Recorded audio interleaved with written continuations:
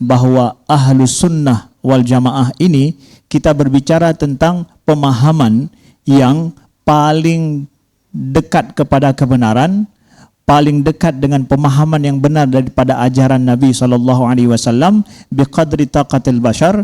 الإمام الأشعري لما تراجع عن مذهب الاعتزال كان من أئمة الاعتزال ودام إلى سن الأربعين. Perlu kita pahami bahwa Abu Hasan al-Ash'ari, beliau itu tidaklah membuat mazhab ini. Begitu juga dengan Abu Mansur al-Maturidi. Tidaklah beliau yang membuat mazhab ini. وهذا الذي أدين الله سبحانه وتعالى به أنا شخصيا وهذا الذي يفتى به ويقرر من مذاهب الأشاعرة أنه لا يكفر أحد من أهل القبلة. يعني كل واحد دخل في الإسلام وحقق شروط الدخول في الإسلام، يعني المعلوم من الدين بالضرورة، لا يخرج إلا بنقضها إلا بنفيها. يعني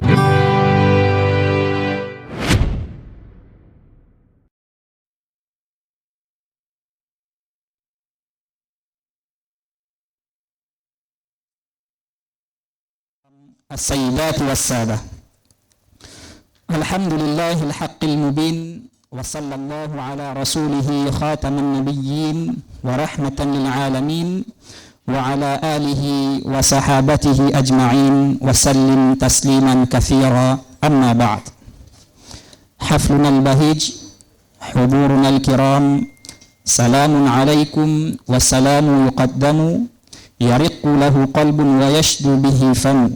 سلام عليكم أيها القوم، إنما إليكم ومنكم جوهر القول ينظم. فالسلام عليكم ورحمة الله تعالى وبركاته. الحضور الكرام، عند الكلام عن عقيدة أهل السنة والجماعة لن يتمكن أحد من تجنب اسمين كبيرين للمدرستين، وهما الأشاعرة والماتريدية، لأن كليهما يمثلان عقيدة غالبية العلماء من وقت لآخر.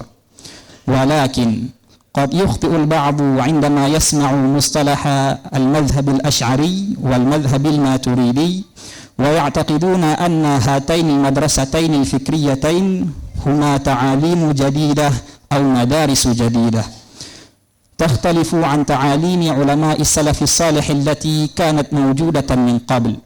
وهل كان حقا كما يقولون؟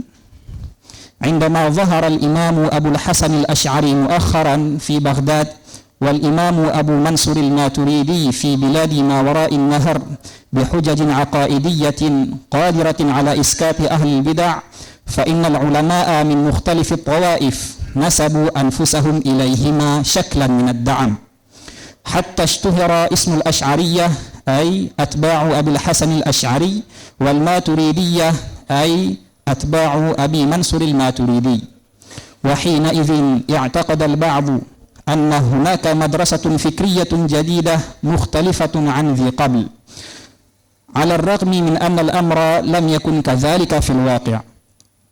لهذا ومن أجل زيادة فهمنا وتبصرنا المتعمق في عقيدة أهل السنة والجماعة، ومن أجل حماية أنفسنا والمجتمع ورد جميع أنواع الهجمات التي لا أساس لها من الصحة، تعقد هذه الندوة العلمية وبحضور كوكب من كواكب علماء أهل السنة في هذا العصر. فنرجو من خلال هذه الندوة أن تضيفنا إضاءات وإشراقات حول هذه القضية. نسأل الله أن يقر أعينكم بما جئتم تبغونه اليوم. مرحبا بكم في الندوة العلمية الدولية لعلم الكلام التي تنظمها الرابطة الآشية لخريج الشرق الأوسط تحت عنوان الأصول الاعتقادية عند الأشعرية. فإنه لشرف كبير لنا أن نستقبلكم في برنامجنا اليوم، وخير ما نبدأ به برنامجنا قراءة أم القرآن الفاتحة.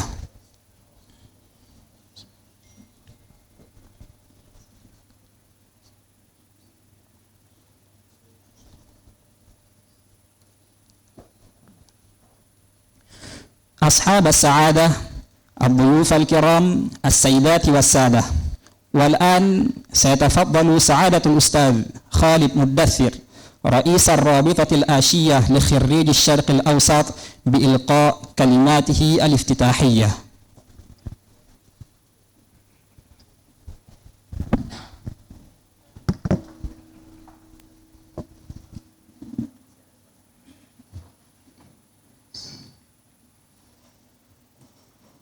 فضيلة الشيخ الدكتور سعيد عبد اللطيف فودة، فضيلة الدكتور أمري فهمي، فضيلة ممثل مكتب الشريعة الإسلامية إقليم أجه دكتور فكري سليمان، ونائب رئيس غرفة التجارية سيد زكريا عبد الغني، والحضور الكرام، أحييكم بتحية الإسلام.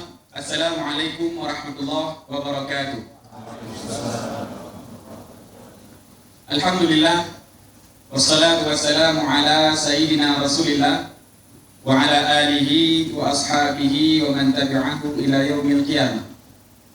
اللهم صل على سيدنا محمد الفاتح لما أغلق والخاتم لما سبق ناصر الحق بالحق والهادي إلى صراطك المستقيم وعلى آله حق قدره ومقداره العظيم. رب اشرح لي صدري ويسر لي أمري واحلل عقدة من لساني يفقه قولي، أما بعد. فأرحب بضيفنا الكريم شيخنا وأستاذنا العالم العلامة المتكلم النظار فضيلة الدكتور سعيد عبد اللطيف فودة، الذي تشرفنا بحضوره في مثل هذه المناسبة الغالية. فهو عالم بفنون العلم واشتهر في الآفاق إتقانه في علم الكلام والمنطق والفلسفة، وقد استفاد كثير من طلبة العلم شرقا وغربا بمؤلفاته القيمة وبمحاضراته العلمية في الندوات واللقاءات عبر المواقع الإلكترونية. فاليوم فضيلته حاضر معنا لإلقاء الندوة العلمية في أهم مجالات العلم، وهو أصول الدين أو علم الكلام. نورتم بلادنا يا شيخنا، كم نحن سعداء بقدومكم في أجل الملقب ببوابة مكة، وكم تمنى كثير من طلبة العلم في هذه البلاد لقاء فضيلتكم لنيل أنوار العلم والمعرفة. ثم الحمد لله حقق الله تعالى ذلك بفضله وكرمه بزيارة فضيلتكم إلى بلادنا ومنطقتنا إقليم أجه. فأهلا وسهلا ومرحبا بفضيلتكم في وطنكم الثاني بلاد أندونيسيا الحبيبة. وأرحب أيضا بأستاذنا الفاضل العالم من علماء أجه، وهو من أبناء الأزهر الشريف، فضيلة الدكتور أمري فهمي، الذي يرافق شيخنا في هذه الندوة بترجمة وتوضيح كل ما يتفضل شيخنا من كلام نفيس في هذا الموضوع، ألا وهو الأصول الاعتقادية عند الأشعرية. وأشكر جميع أعضاء اللجنة الذي بذلوا جهدهم وتحملوا الأعباء لإنجاء هذه الندوة التي يستفيد بها أبناء الوطن. اسمحوا لي أيها السادة قبل بداية الندوة أن أتقدم بنبذة يسيرة عن الرابطة الآشية لخريجي الشرق الأوسط، والذي نسميه في لغتنا إيكات أجه. يضم هذه الرابطة جميع الطلبة الخريجين في الجامعات المختلفة في الدول العربية كمصر والمغرب واليمن وتونس والأردن والسعودية وعمان وغيرها. ويهدف هذه الرابطة إلى بناء الأخوة الإسلامية والعلاقة الإنسانية لخدمة المجتمع الآشي في المجالات المختلفة العلمية والاجتماعية والأخلاقية. شيخنا الفاضل، نحن بوصفنا خريجي الجامعات في الدول العربية وأهل إقليم أجه نتشرف بقدومكم في بلادنا. بلادنا أجه هي المحافظة الوحيدة في أندونيسيا التي يطبق فيها القانون الإسلامي، والذي تمسك أهلها بالعقيدة الأشعرية والمذهب الشافعي والتصوف السني. وفي هذه الفرصة الثمينة قد اخترنا موضوعا لهذه الندوة في غاية الأهمية لترسيخ العقيدة الصحيحة في نفوس المسلمين في بلادنا خاصة وفي العالم الإسلامي عامة، لأننا رأينا في بلادنا بعض من يدعي أنه منتسب لأهل السنة والجماعة وأهل السنة منهم بريء، ثم ينسب للأشاعرة الأقوال الكاذبة المخالفة لأصول عقيدتهم، ويدعي أيضا يا مولانا أن الإمام الأشعري رجع من عقيدته إلى عقيدة السلف، وكذلك يدعي أن المذهب الأشعري ليس إلا عقيدة الاعتزال في ثوبها الجديد. وكذلك وجدنا أيضا من ينتسب إلى الأشاعرة ثم خالف أصوله في أمور كثيرة مثل قضية التكفير وغيره. فنحن في هذه الأيام نواجه هذه الافتراءات من الفئات المنحرفة، لذلك نحن في الرابطة نرى أن عقد هذه الندوة له أهمية بالغة في مواجهة هذه التحديات. وفي هذه المناسبة الطيبة نرجو من شيخنا الفاضل أن يتكرم لنا لتوضيح النقاط الآتية ولو في عجالة سريعة يا مولانا معذرة. أولا، من هم أهل السنة والجماعة؟ ثانيا، كيف نشأت الأشاعرة؟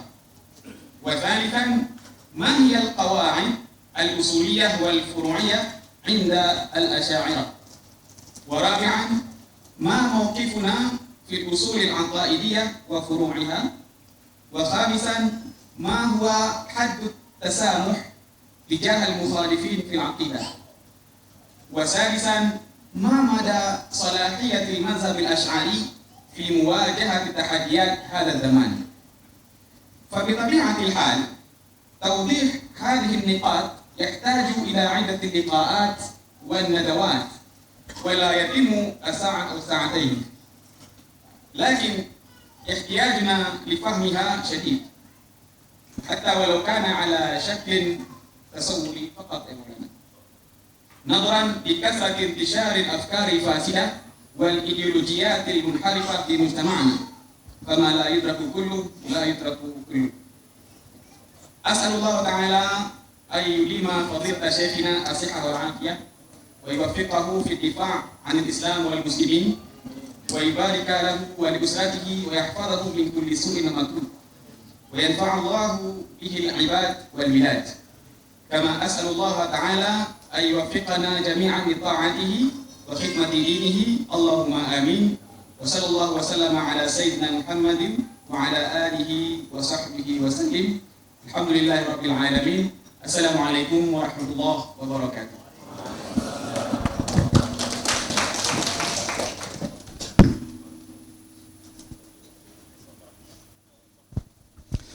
Lahu jazilu syukri wa taqdir. Jadi yang barusan Ustadz Khalid Mudathir sampaikan, yang pertama beliau memperkenalkan bahwasanya acara kita hari ini diselenggarakan oleh himpunan mahasiswa yang berasal dari Timur Tengah, himpunan alumni dari Timur Tengah yang kemudian diberikan nama IKAD, ya, yang bernama IKAD. Nah, lembaga ini bertujuan utama menciptakan wadah silaturahmi, namun di samping itu juga fokus kepada bidang akademik dan bidang sosial. Kemudian poin selanjutnya Ustadz Khalid Mudathir juga menjelaskan kepada Syekh bahwasanya negeri Aceh ini adalah negeri yang berjuluk Serambi Mekah dan merupakan satu-satunya provinsi di Indonesia yang menerapkan syariat Islam. Jadi di provinsi Aceh ini sangat kental dengan ajaran Ahlus Sunnah, akidah Ahlus Sunnah, kemudian fikihnya bermazhab dan juga bertasawuf Sunni. Nah, kemudian Ustadz Khalid Mudathir juga melanjutkan tema kita hari ini adalah pokok-pokok daripada ajaran Ahlus Sunnah. Kenapa tema ini diangkat? Karena melihat ada kelompok-kelompok yang berkembang yang menganggap diri sebagai Ahlus Sunnah, tetapi sebenarnya Ahlus Sunnah sendiri berlepas diri dari pemikiran kelompok-kelompok tersebut. Oleh karena itu Ustadz Khalid Mudathir tadi menyampaikan beberapa poin yang beliau harapkan bisa diperjelas oleh Syekh Said Faudah pada hari ini. Di antaranya adalah yang pertama, siapa Ahlus Sunnah sebenarnya. Kemudian yang kedua, bagaimana sejarah singkat Asy'ariyah. Kemudian yang ketiga, apa kawaid usul dan furu' akidah Asy'ariyah. Yang keempat, bagaimana kita menyikapi perbedaan usul dan furu' akidah.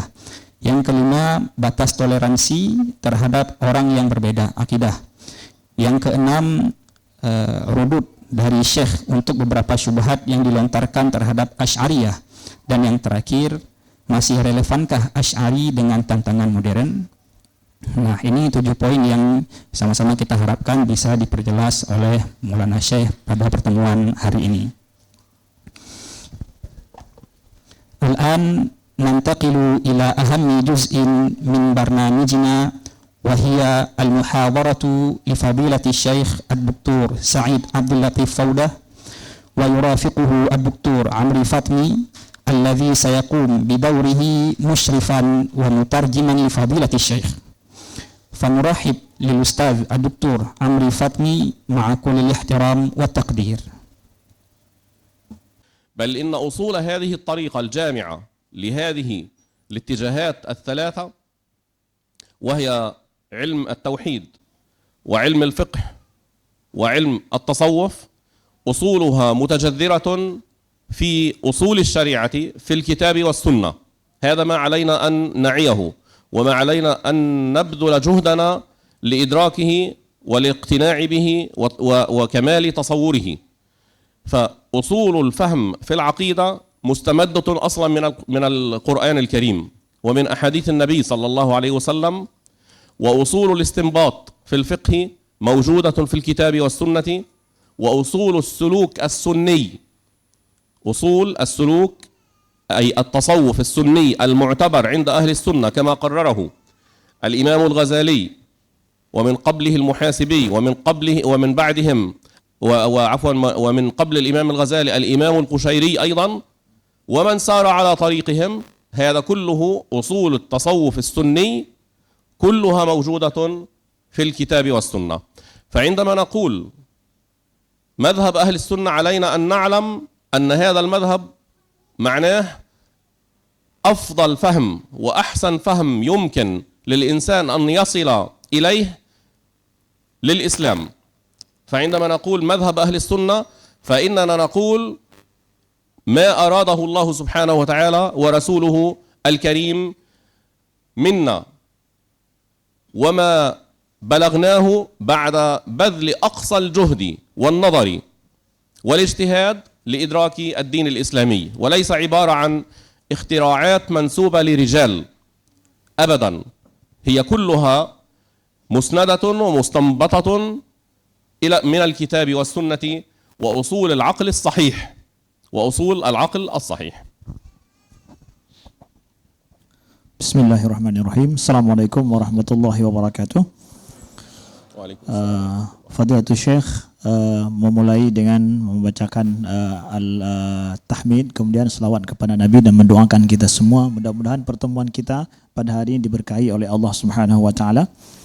Kemudian Syekh memulai 2 nuktah penting di dalam muhadarah kita pada hari ini. Yang pertama sekali adalah ketika kita bicara tentang masalah Ahlus Sunnah, ya, berarti kita adalah sedang berbicara, ya, ada nuktah yang perlu kita pahami dengan baik, bahwa Ahlus Sunnah wal Jamaah ini kita berbicara tentang pemahaman yang paling dekat kepada kebenaran, paling dekat dengan pemahaman yang benar daripada ajaran Nabi SAW, biqadri taqatil bashar, sesuai dengan kemampuan manusia, ya, itu paling dekat untuk pemahaman terhadap Al-Quran dan Sunnah Nabi Sallallahu Alaihi Wasallam. Itu kita bicara tentang mazhab Ahlus Sunnah wal Jamaah.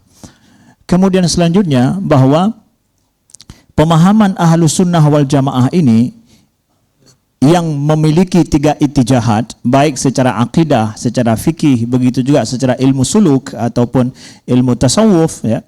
Maka ini usul daripada Ahlus Sunnah wal Jamaah ini, mazhab Ahlus Sunnah wal Jamaah ini tidak dimulai dengan rijal, dengan orang-orang tertentu. Tidak secara akidah tidak dimulai dari Imam Al-Asy'ari. Secara fikih juga tidak dimulai oleh Imam Asy-Syafi'i misalkan atau imam yang lain. Begitu juga secara suluk tidak dimulai dengan Imam Al-Qushairi atau Imam Al-Muhasibi, begitu juga oleh Imam Al-Ghazali. Tetapi usul ini mengakar kepada Al-Quran dan Sunnah Nabi Sallallahu Alaihi Wasallam, sudah ada usulnya dari sana. Jadi tidak dimulai dengan nama-nama ini. Pada dasarnya ini harus kita pahami dengan baik. Jadi berbicara tentang Ahlus Sunnah wal Jamaah, kita berbicara tentang pemahaman yang hasil daripada usaha habis-habisan daripada para ulama yang memakai sebuah manhaj yang sangat mendekati kepada kebenaran, sampai kepada kebenaran pemahaman Al-Quran dan Sunnah Nabi Sallallahu Alaihi Wasallam. Ini 2 nuktah yang beliau sampaikan di awal daripada pertemuan ini. عندما نقول إن أهل السنة والجماعة هم الأشاعرة والماتريدية، كلنا يعرف أن الإمام الأشعري ولد في سنة 260 للهجرة، 260.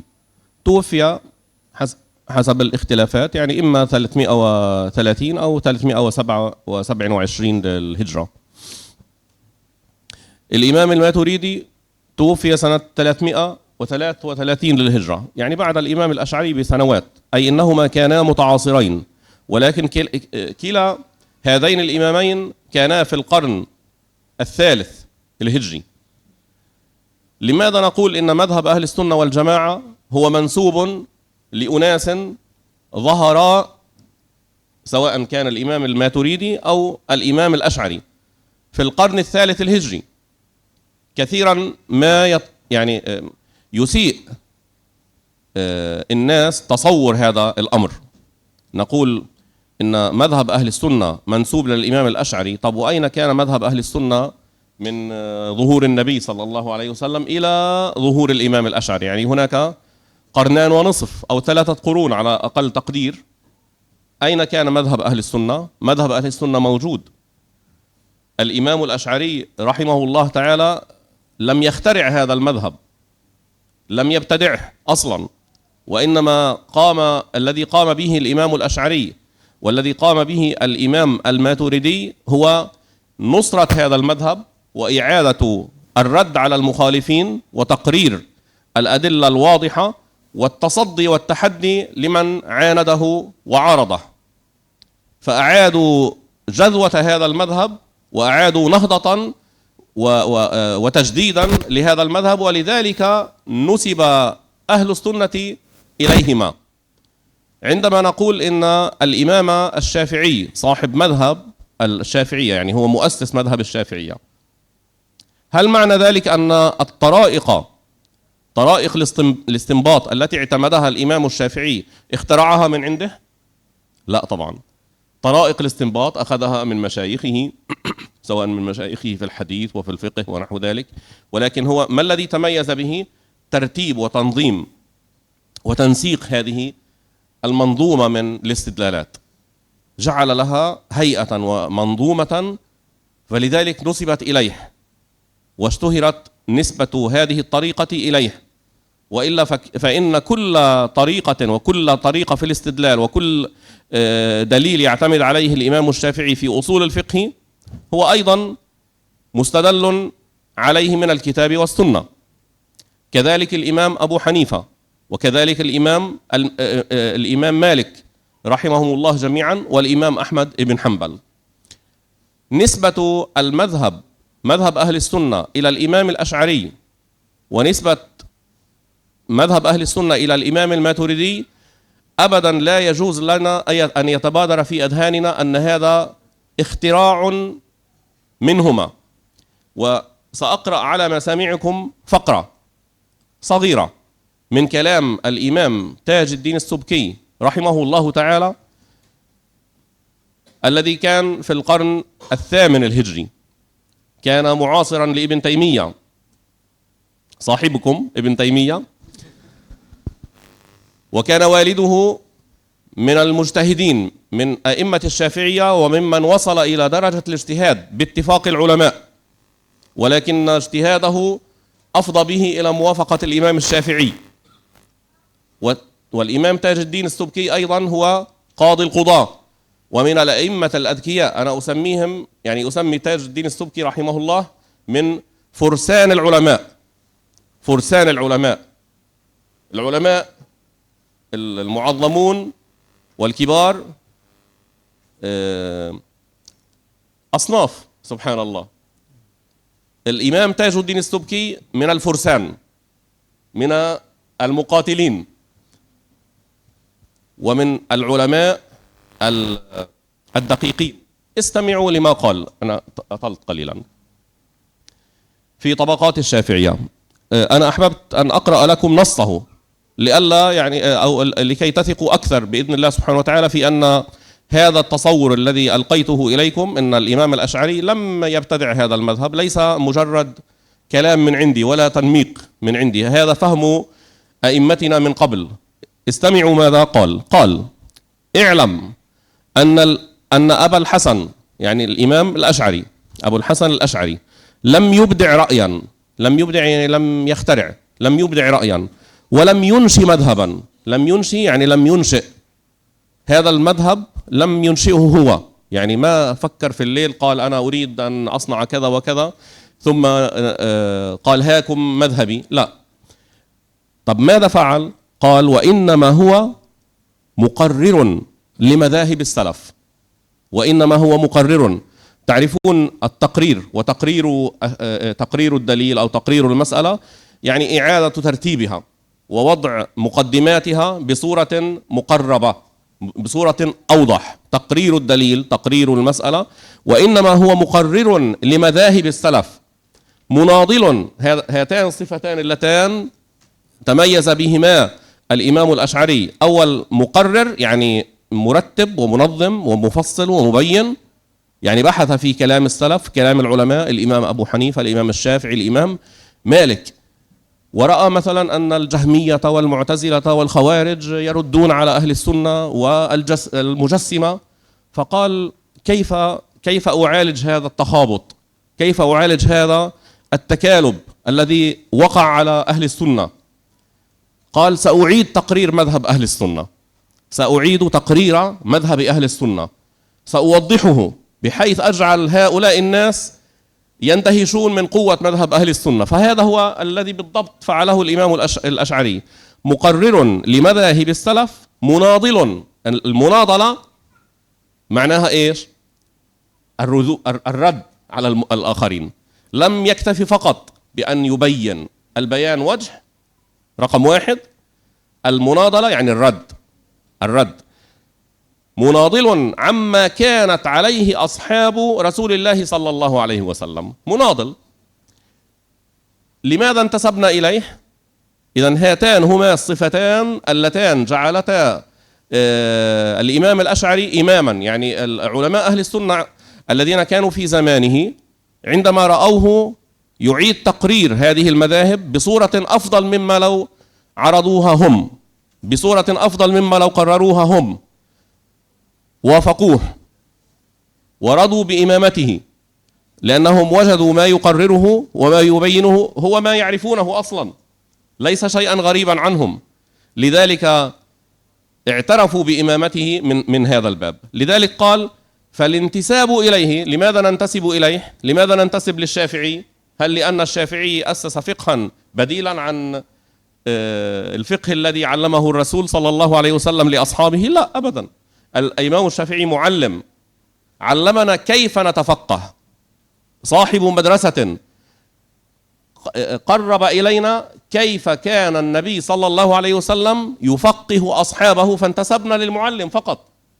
قرب إلينا تعاليم النبي صلى الله عليه وسلم فقط، لا أكثر ولا أقل. فالانتساب إليه لماذا نحن نقول نحن أشاعرة أو نحن ماتريدية؟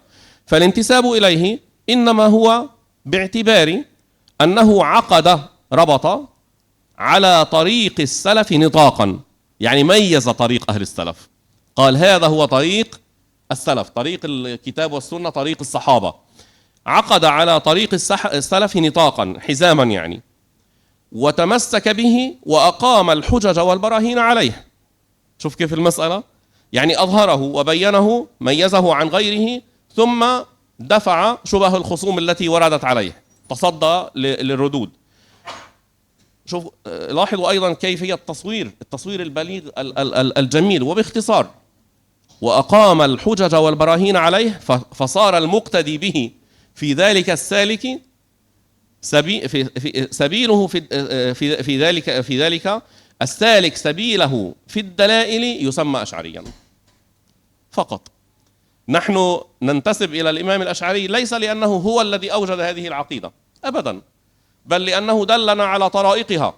ولذلك إذا وجدنا الإمام الأشعري مثلا يقول قولا ضعيفا في بعض المسائل، نقول هذا قول ضعيف، لا نتردد لحظة. نتحدى أي واحد وهابي إنه يجي يقول أن هناك رأيا لابن تيمية ضعيف، لأنه بمجرد أن يضعف رأيا لابن تيمية سيتساقط مذهبهم، لأنهم يعتقدون فيه أنه لم يقل شيء مخالف للكتاب والسنة كما كان يدعي هو. عند الأشاعرة متواضعون، معترفون بالنقص البشري، معترفون بأن كل إنسان يمكن أن يخطئ، لأن مرجعهم ليس شخصا، مرجعهم هو الكتاب والسنة. والله سبحانه وتعالى أعلم. أعذرني أطلت عليك. Ini pakai AI aja nampaknya ini. Fadilatuhu menyampaikan kepada kita pada fakrah yang selanjutnya adalah bahwa ketika kita mengatakan mazhab Ahlus Sunnah wal Jamaah dinisbahkan kepada Imam Abu Hasan al-Ash'ari yang beliau dilahirkan pada tahun 260 Hijriah dan meninggal atau wafat dengan perbedaan pendapat. Ada yang mengatakan adalah 2030, ada yang 230 Hijriah, ada yang mengatakan 330 Hijriah, ada yang mengatakan juga 326 Hijriah. Begitu juga di seberang sana ada Abu Mansur al-Maturidi yang beliau itu meninggal pada tahun 333 Hijriah. Adalah muasir, yaitu hidup semasa mereka walau tidak pernah berjumpa. Mereka ini dikatakan dinisbahkan kepada mereka mazhab Ahlus Sunnah wal Jamaah. Kenapa mereka dinisbahkan menjadi mazhab Ahlus Sunnah kepada nama-nama ini? Nah, perlu kita pahami bahwa Abu Hasan al-Ash'ari, beliau itu tidaklah membuat mazhab ini. Begitu juga dengan Abu Mansur al-Maturidi, tidaklah beliau yang membuat mazhab ini. Tetapi apa yang dilakukan oleh mereka berdua sehingga dikatakan mereka ini mazhab nama mazhab Ahlus Sunnah wal Jamaah dipulangkan kepada mereka berdua, itu adalah karena Abu Hasan al-Ash'ari itulah yang pada saat beliau itu lahir dan beliau pada abad yang ketiga, itu beliaulah yang mencoba untuk membuat sebuah manzumah. Manzumah ini adalah sebuah disiplin ilmu yang memiliki kaidah-kaidah yang bisa dipelajari kemudian oleh orang lain. Yang asal usul daripada manzumah ilmu ini adalah kepada para salafus soleh dan kepada Al-Quran dan Sunnah dulu. Nah, jadi yang dilakukan oleh mereka berdua ini membuat sebuah manzumah ini yang kemudian bisa untuk dipelajari oleh siapapun kemudian dan mempermudah.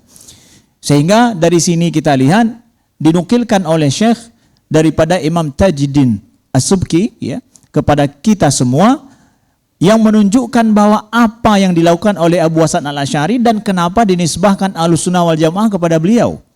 Sehingga supaya bisa diketahui kalau seandainya ini bukan perkataan kita, tapi perkataan para ulama sebelumnya. Dan Tajuddin As-Subki menurut Syekh, Tajuddin As-Subki ini adalah Qadhi Qudat dan beliau juga adalah bisa dikatakan dengan Fursanul Ulama.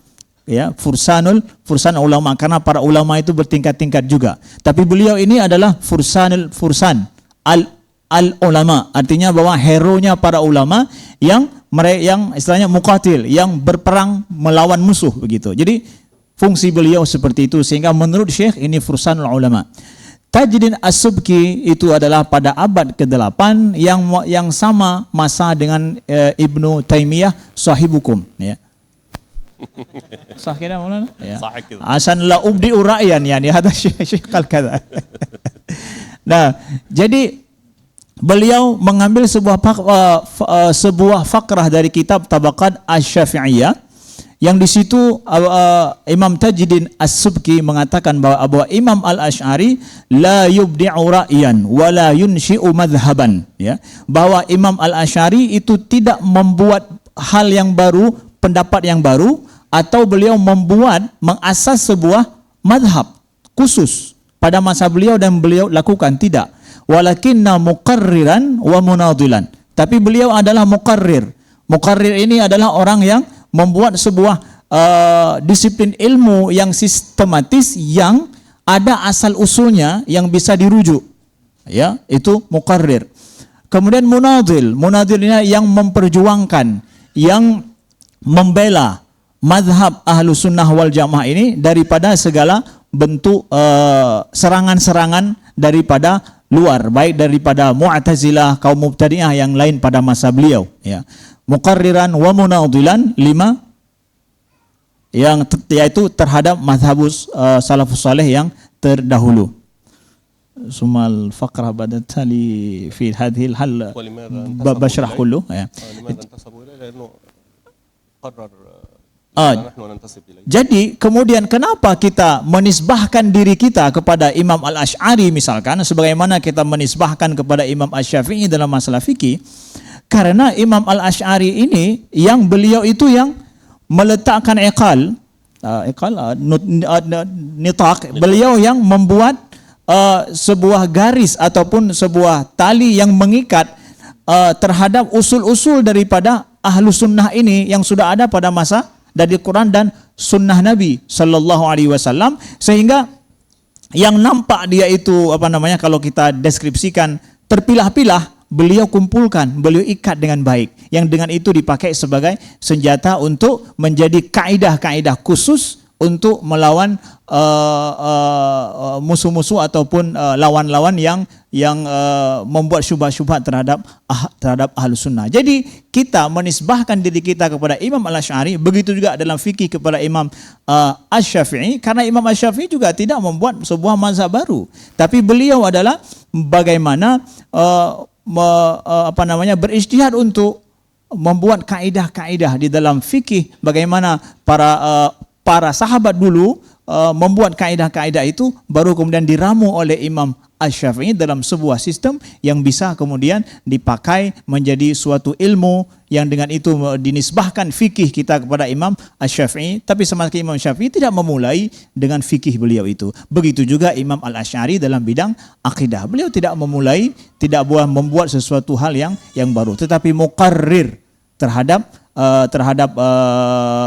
metode daripada para salafus soleh, yang beliau membela metode ini dalam membela ittijah salafus soleh dengan metode Ahlus Sunnah wal Jamaah yang telah beliau buat tersebut. Jadi di sinilah merupakan sebuah jasa besar daripada Imam Al-Asy'ari, dan kita pun menisbahkan diri kita kepada beliau. Hada ma tayassara lina. Barakallahu fiik. تكملة موجزة إن شاء الله لما كنا فيه من بيان توصيف وبيان حال الإمام الأشعري في ذلك الزمان. أيها الإخوة الأفاضل، كانت هناك جماعتان واتجاهان سائدان في المنطقة التي كان فيها الإمام الأشعري، وهي بغداد العراق وتلك المنطقة. كان المذهب العقائد السائد لعلكم تستغربون في تلك الحقبة هو الاعتزال. الدولة العباسية في بداياتها كانوا معتمدين على مذهب الاعتزال، هذا مشهور من أيام مؤسسيهم، يعني من أيام أبي جعفر المنصور. أبو جعفر المنصور كان صديقا لمؤسس عبد الله بن عمرو بن عبيد، بارك الله فيك، نسيت اسمه. عمرو بن عبيد كان صديقا له، وعمرو بن عبيد المعتزلي صديق ورفيق واصل ابن عطاء، مؤسس مذهب الاعتزال، تلميذ الحسن البصري. شوف عن مين نتكلم احنا، علماء المعتزلة أيضا علماء كبار، لكنهم انحرفوا. لا إشكال، لا تناقض في أنه عالم وينحرف. العالم ليس معصوما في عند المسلمين. العالم يجب عليه أن يظهر الدليل على علمه، لا أن يأتي بالكلام لكونه عالما يسلم له. فلذلك نحن نعترض على علماء، لا نعترض على جهلاء. الجاهل لا يعترض عليه، يرشد، أما العالم هو الذي يعترض عليه. في الدولة العباسية منذ تأسيسها اعتمدوا على الاعتزال، على المعتزلة. وذهب أبو جعفر المنصور لعمرو بن عبيد، وكان من كبار المعتزلة في بغداد، وقال له، أنا هذه القصة أحكيها كثيرا، وقال له أعني، شوف كيف الكلام هذا، أعني يعني عاوني، ساعدني، أعني بأصحابك يا عمرو. بأصحابك، من أصحابك؟ العلماء المعتزلة. لماذا يعينه أبو جعفر المنصور خليفة المسلمين؟ يريد من المعتزلة أن يقاتلوا معه مثلا، يحملوا السيوف ويقاتلوا؟ لا، يريد من المعتزلة أن يؤسسوا له منهجا وترتيبا تعليميا للدولة. أعني بأصحابك لنعيد ترتيب أمور الدولة. نحن عندنا القوة والسلاح والجاه وكذا، لكن لسنا من أهل العلم. أنتم أهل العلم، أعني بأصحابك يا عمرو. أعني بأصحابك يا عمرو. إيش قال له عمرو بن عبيد؟ شوف كيف قال له، يا مولانا أعطيني مصاري بضبطك؟ لا. قال له إيش المنصب اللي بدك تعطيني إياه؟ كما نسمع من كثير من المشايخ الآن، أكم بدكم تدعمونا وإلى آخره. لا، قال له ارفع علم الحق يتبعك أهله. علم الحق يعني علم الاعتزال.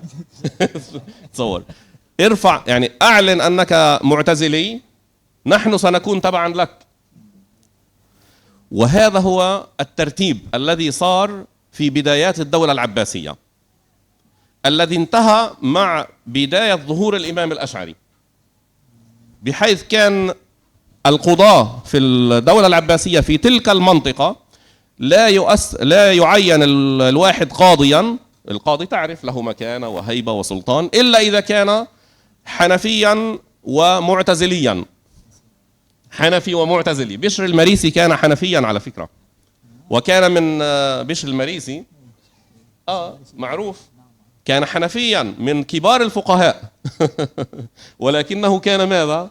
معتزليا. شايف كيف؟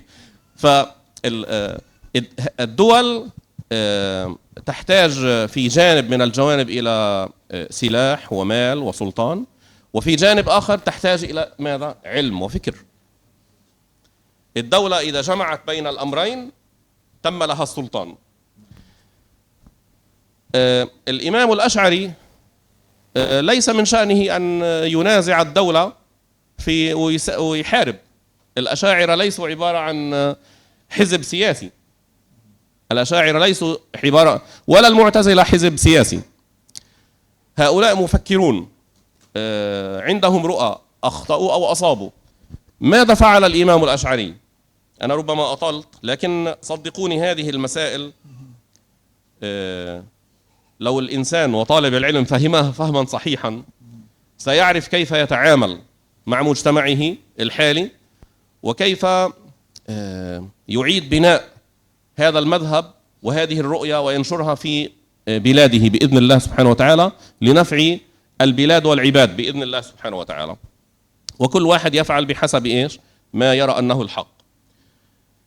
الإمام الأشعري لما تراجع عن مذهب الاعتزال، كان من أئمة الاعتزال، ودام إلى سن 40، سن 40 سنة تقريبا وهو معتزلي. والده كان أبو علي الجبائي، زوج أمه، يعني زبط أمه زوجها.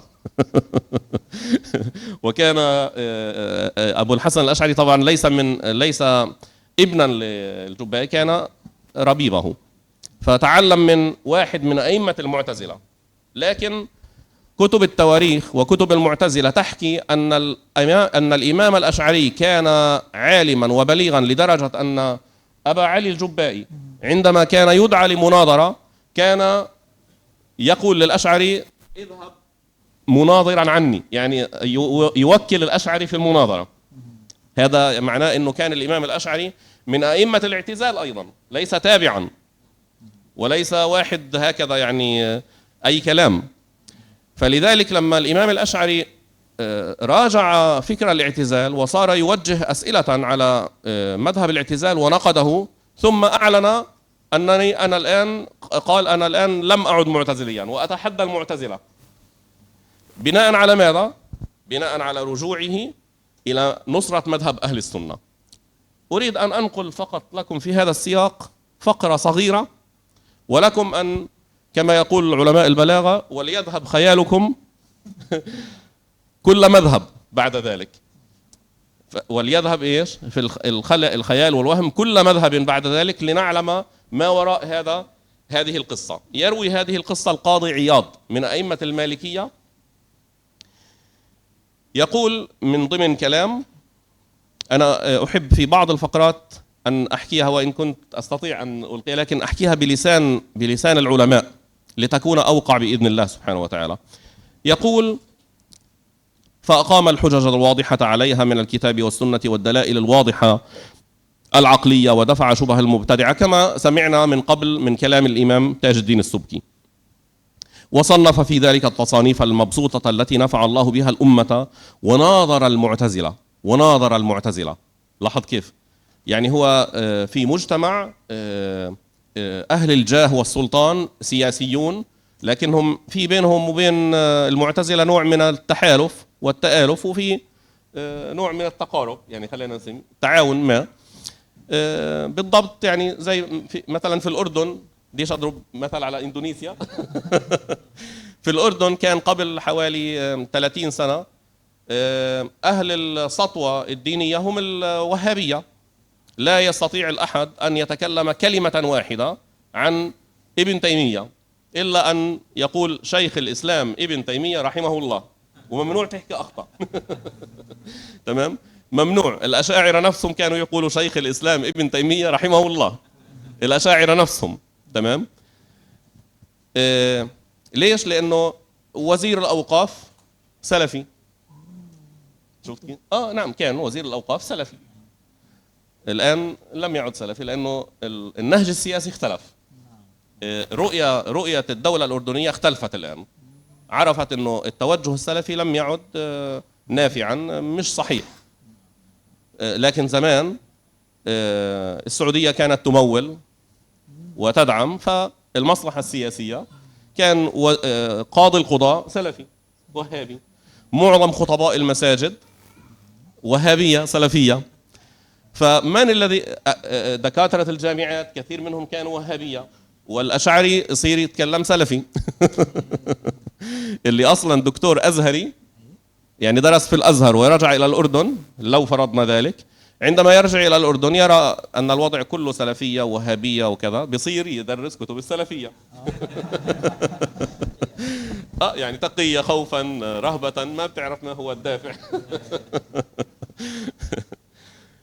ماذا نفعل في هذه الحال؟ الإمام الأشعري عارض، يعني واجه نفس الحالة. أنا شخصيا واجهت نفس الحالة في الأردن، نفس الحالة، لم نكن نستطيع، يعني يعني العلماء ما كانوا يستطيعون أن يتكلموا. ماذا نقول؟ نجامل، نقول لهم بارك الله فيكم أنتم أهل السنة؟ لا، يجب علينا أن نرد عليهم وليكن ما يكون. الإمام الأشعري، نقرأ لكم هذه الفقرة لنعرف ما معنى كلمة فرسان الأشاعرة أو فرسان العلماء. نكمل، اعذروني إذا استطردت يعني. يقول: وناظر المعتزلة وكان يقصدهم بنفسه للمناظرة. يقصده يعني يروح للمعتزلة، ونحن عرفنا مكانة المعتزلة، كانوا قضاة وأئمة ومديرين وهكذا، وكان يقصدهم، يذهب بنفسه للمناظرة. نعم، أبو الحسن الأشعري إمام كبير وكل ما في ذلك. يعني بعض الناس قالوا له يا إمام لماذا تناظرهم؟ أنا كثير جدا من الناس كانوا يقولوا لي ليش بتناظر السلفية نعم، وكل ما في ذلك. فقيل له: كيف تخالط أهل البدع هيك منطق كثير من المشايخ انه هؤلاء اهل البدع كيف تخالطهم؟ يعني كيف تقعد معهم وتحكي معهم؟ وقد امرت بهجرهم، امرت بهجرهم. نعم. وكان امرهم في ذلك الوقت، القاضي عياض وهو من هو بيقول وكان امرهم في ذلك الوقت شائعا وكلمتهم غالبة كما ذكرنا آنفا.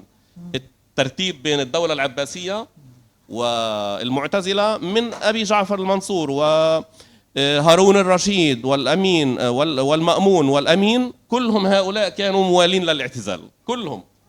نعم. وأعلن ذلك في عهد المأمون. قبل ذلك كان شوي مخبى، لكن بعد ذلك تم الإعلان عنه بحيث حصلت الفتنة. يعني امتحان الإمام أحمد وغيره من العلماء في مسألة خلق القرآن حصلت في عهد المأمون، لأن سطوة الاعتزال طغت. كما الآن يعني في كثير من الدول يمتحن الناس بابن تيمية. يمتحن أين الله؟ ماذا تقول في شيخ الإسلام ابن تيمية؟ إذا قلت هذا يعني من أئمة السلف بوظفوك، بعطوك راتب كويس. لكن إذا قلت لا هذا رجل في عليه إشكالات له وله، بيحكوا لك مع السلامة. السلام عليكم. فكانت كلمتهم كلمة الاعتزال شائعة وكلمتهم غالبة. ماذا قال الإمام الأشعري في هذه الحالة؟ شوفوا كيف جواب العلماء. هذا جواب علمائنا، وكان جواب المعتزلة من قبل لأبي جعفر المنصور: احنا لا نتبعك هكذا، ارفع علم الحق يتبعك أهله.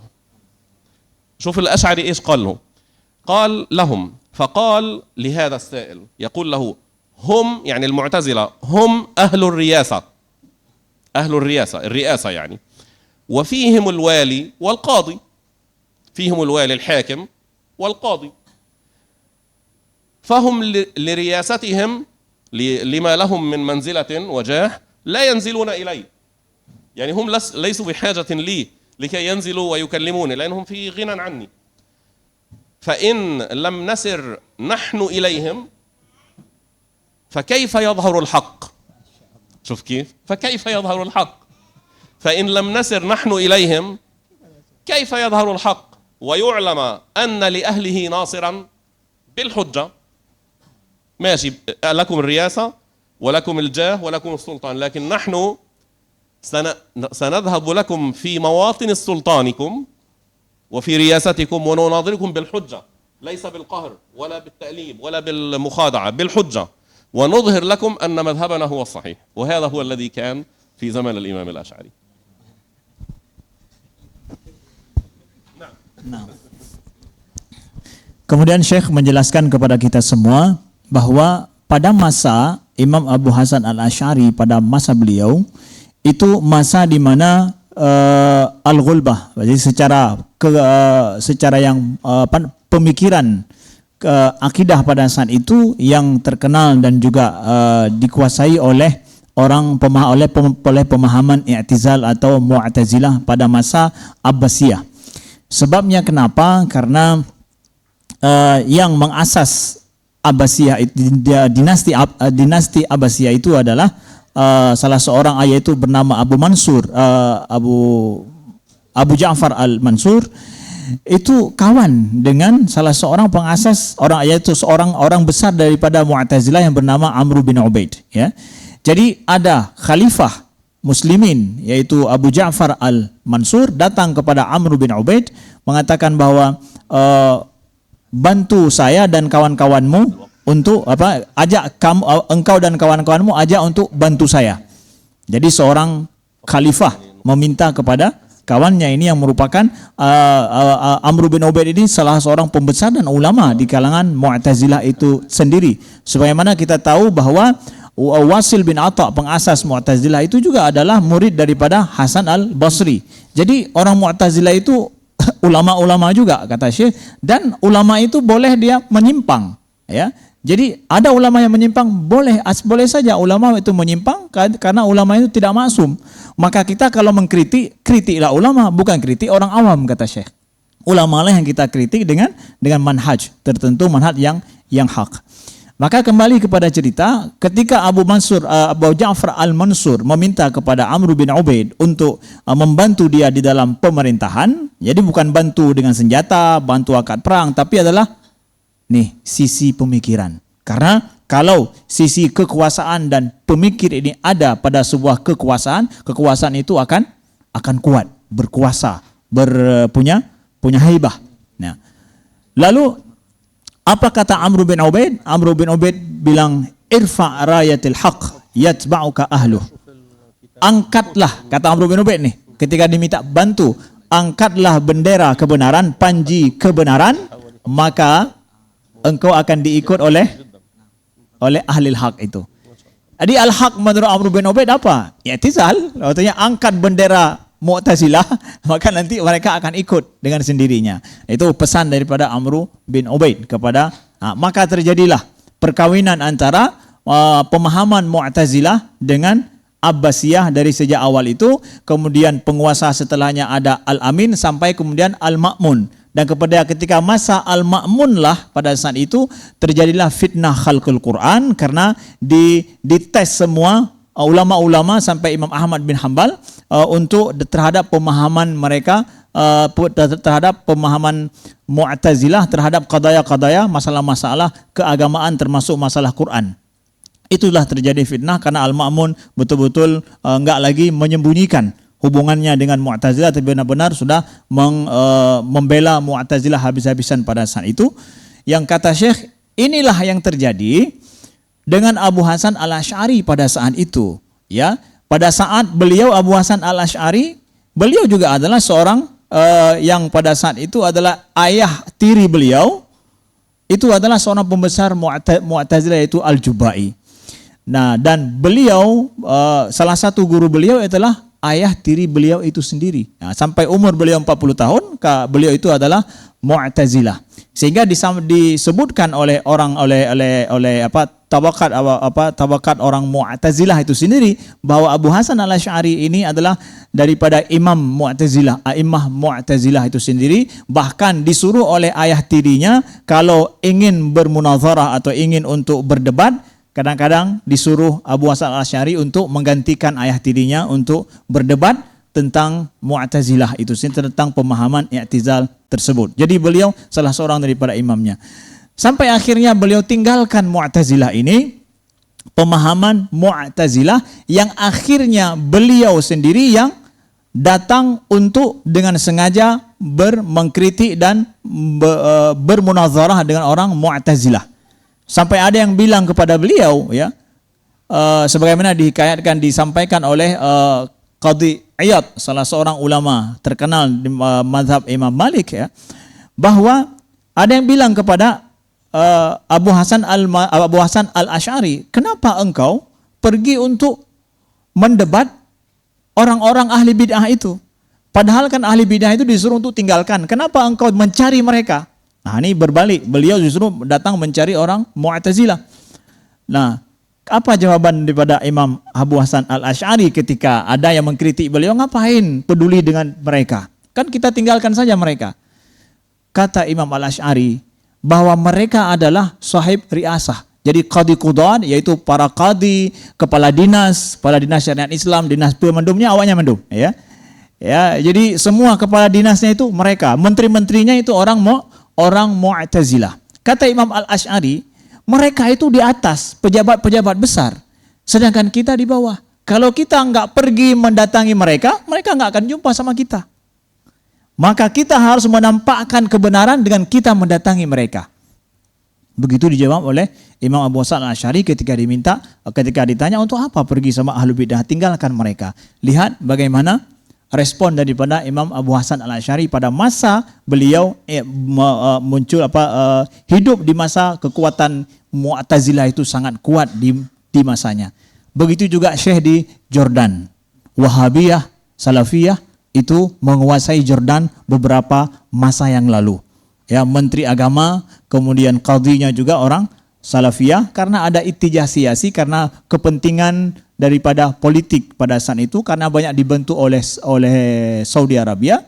Nah, maka begitu juga nasib Syekh Said di Jordan, beliau hidup di Jordan di mana penguasa dengan Wahabiyah itu udah kawin juga, ya. Sehingga orang-orang dites di sana terhadap mazhab Wahabiyahnya, ditanya tentang di mana Allah, Allah, kemudian siapa itu Imam Syekh Islam Ibnu Taimiyah. Kalau seorang yang nggak bagus jawabnya maka nggak akan lewat seleksi PNS lah gitu ya. Nah begitu adanya. Begitu yang dirasakan oleh Syekh. Nah, jadi sama-sama di masanya juga maka muncul Abu Hasan al-Asy'ari yang meraddun ataupun yang menjawab terhadap syubhah-syubhah yang terjadi pada masa itu. Nah, لكن فقط إضافة يعني الحمد لله في الأردن في السنوات الأخيرة يعني من حوالي 8 أو 9 سنوات الحمد لله صار هناك تغير ملحوظ وإعلان رسمي. ما شاء الله. نعم إعلان رسمي أن المذهب المعتمد ليس يعني لا يلزم به الخلق، لكن المعتمد عند الدولة هو مذاهب أهل السنة في الفقه، المذاهب الأربعة وخصوصا المذهب الشافعي والحنفي. رقم 1 الشافعي والحنفي كلاهما معتمدان يعني. ومذهب أهل السنة والجماعة هو المذهب الأشعري. نعم أنا هذا يعني الكلام معلن عنه في رسائل وفي منتديات ومؤتمرات رسمية تم الإعلان عنه.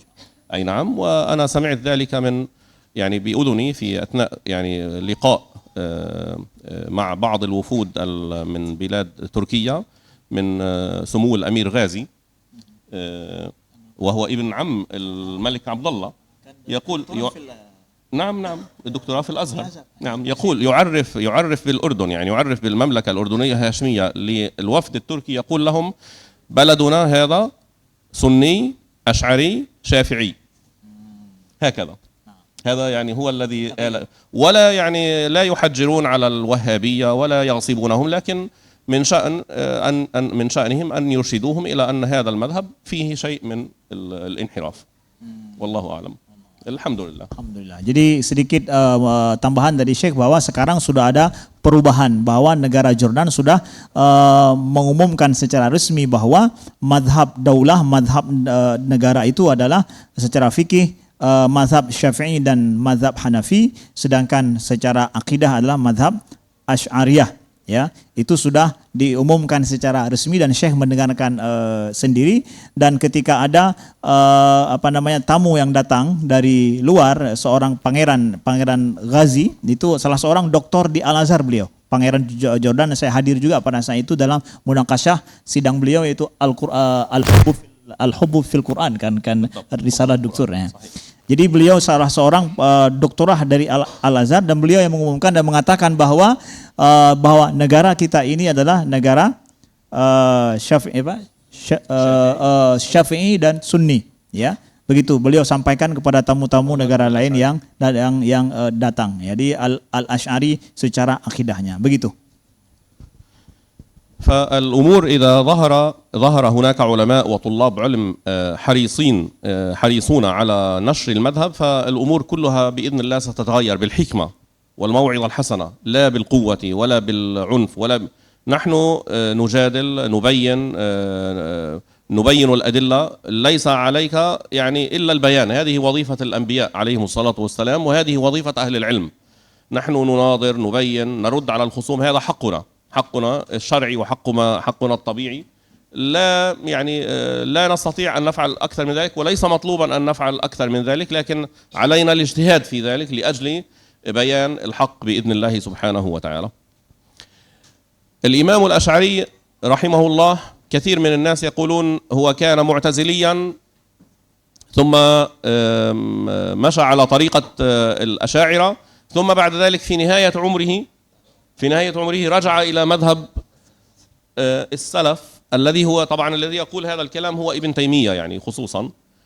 رجع إلى مذهب السلف، ومذهب السلف عنده هو ما تم بيانه أنه مذهب الحد والجهة وقيام الحوادث بالذات الإلهية ونحو ذلك، وهو في الحقيقة يزعم أنه مذهب السلف لكنه مذهب تجسيم. هذا مذهب تجسيم، هو يزعم أنه مذهب السلف. فهو ابن تيمية يقول إن آخر أطوار الإمام الأشعري هو الرجوع إلى مذهبه هو، يعني مذهبه هو أو طريقة فهمه لمذهب السلف. الحقيقة أن هذا الكلام لا يوجد عليه أي دليل، هي مجرد دعوة لا سلطان عليها ولا حجة عليها. حتى كتاب الإبانة القسم المقطوع به يعني من كتاب الإبانة يبين الإمام الأشعري بطريقة واضحة في مقدمة كتاب الإبانة، وهو الكتاب الذي عادة يعتمدون عليه. يقول أن الله سبحانه وتعالى في مقدمته، وارجعوا للكتاب إن أحببتم، يقول إن الله سبحانه وتعالى لا يتصف بالأعضاء ولا بالأجزاء ولا يتصف بالحدود. هذه هي أصلا المسائل الأساسية التي بيننا وبينهم خلاف فيها. أنا مرة قبل حوالي 20 سنة شاركت في مؤتمر في ماليزيا في الجامعة الإسلامية العالمية، وكانت يعني الوهابية منتشرين فيها في ذلك الزمان. فقام واحد من الطلاب وسألني سؤالا، إنه هل رفع كتاب الإبانة بيده وقال هل تقول بكتاب الإبانة؟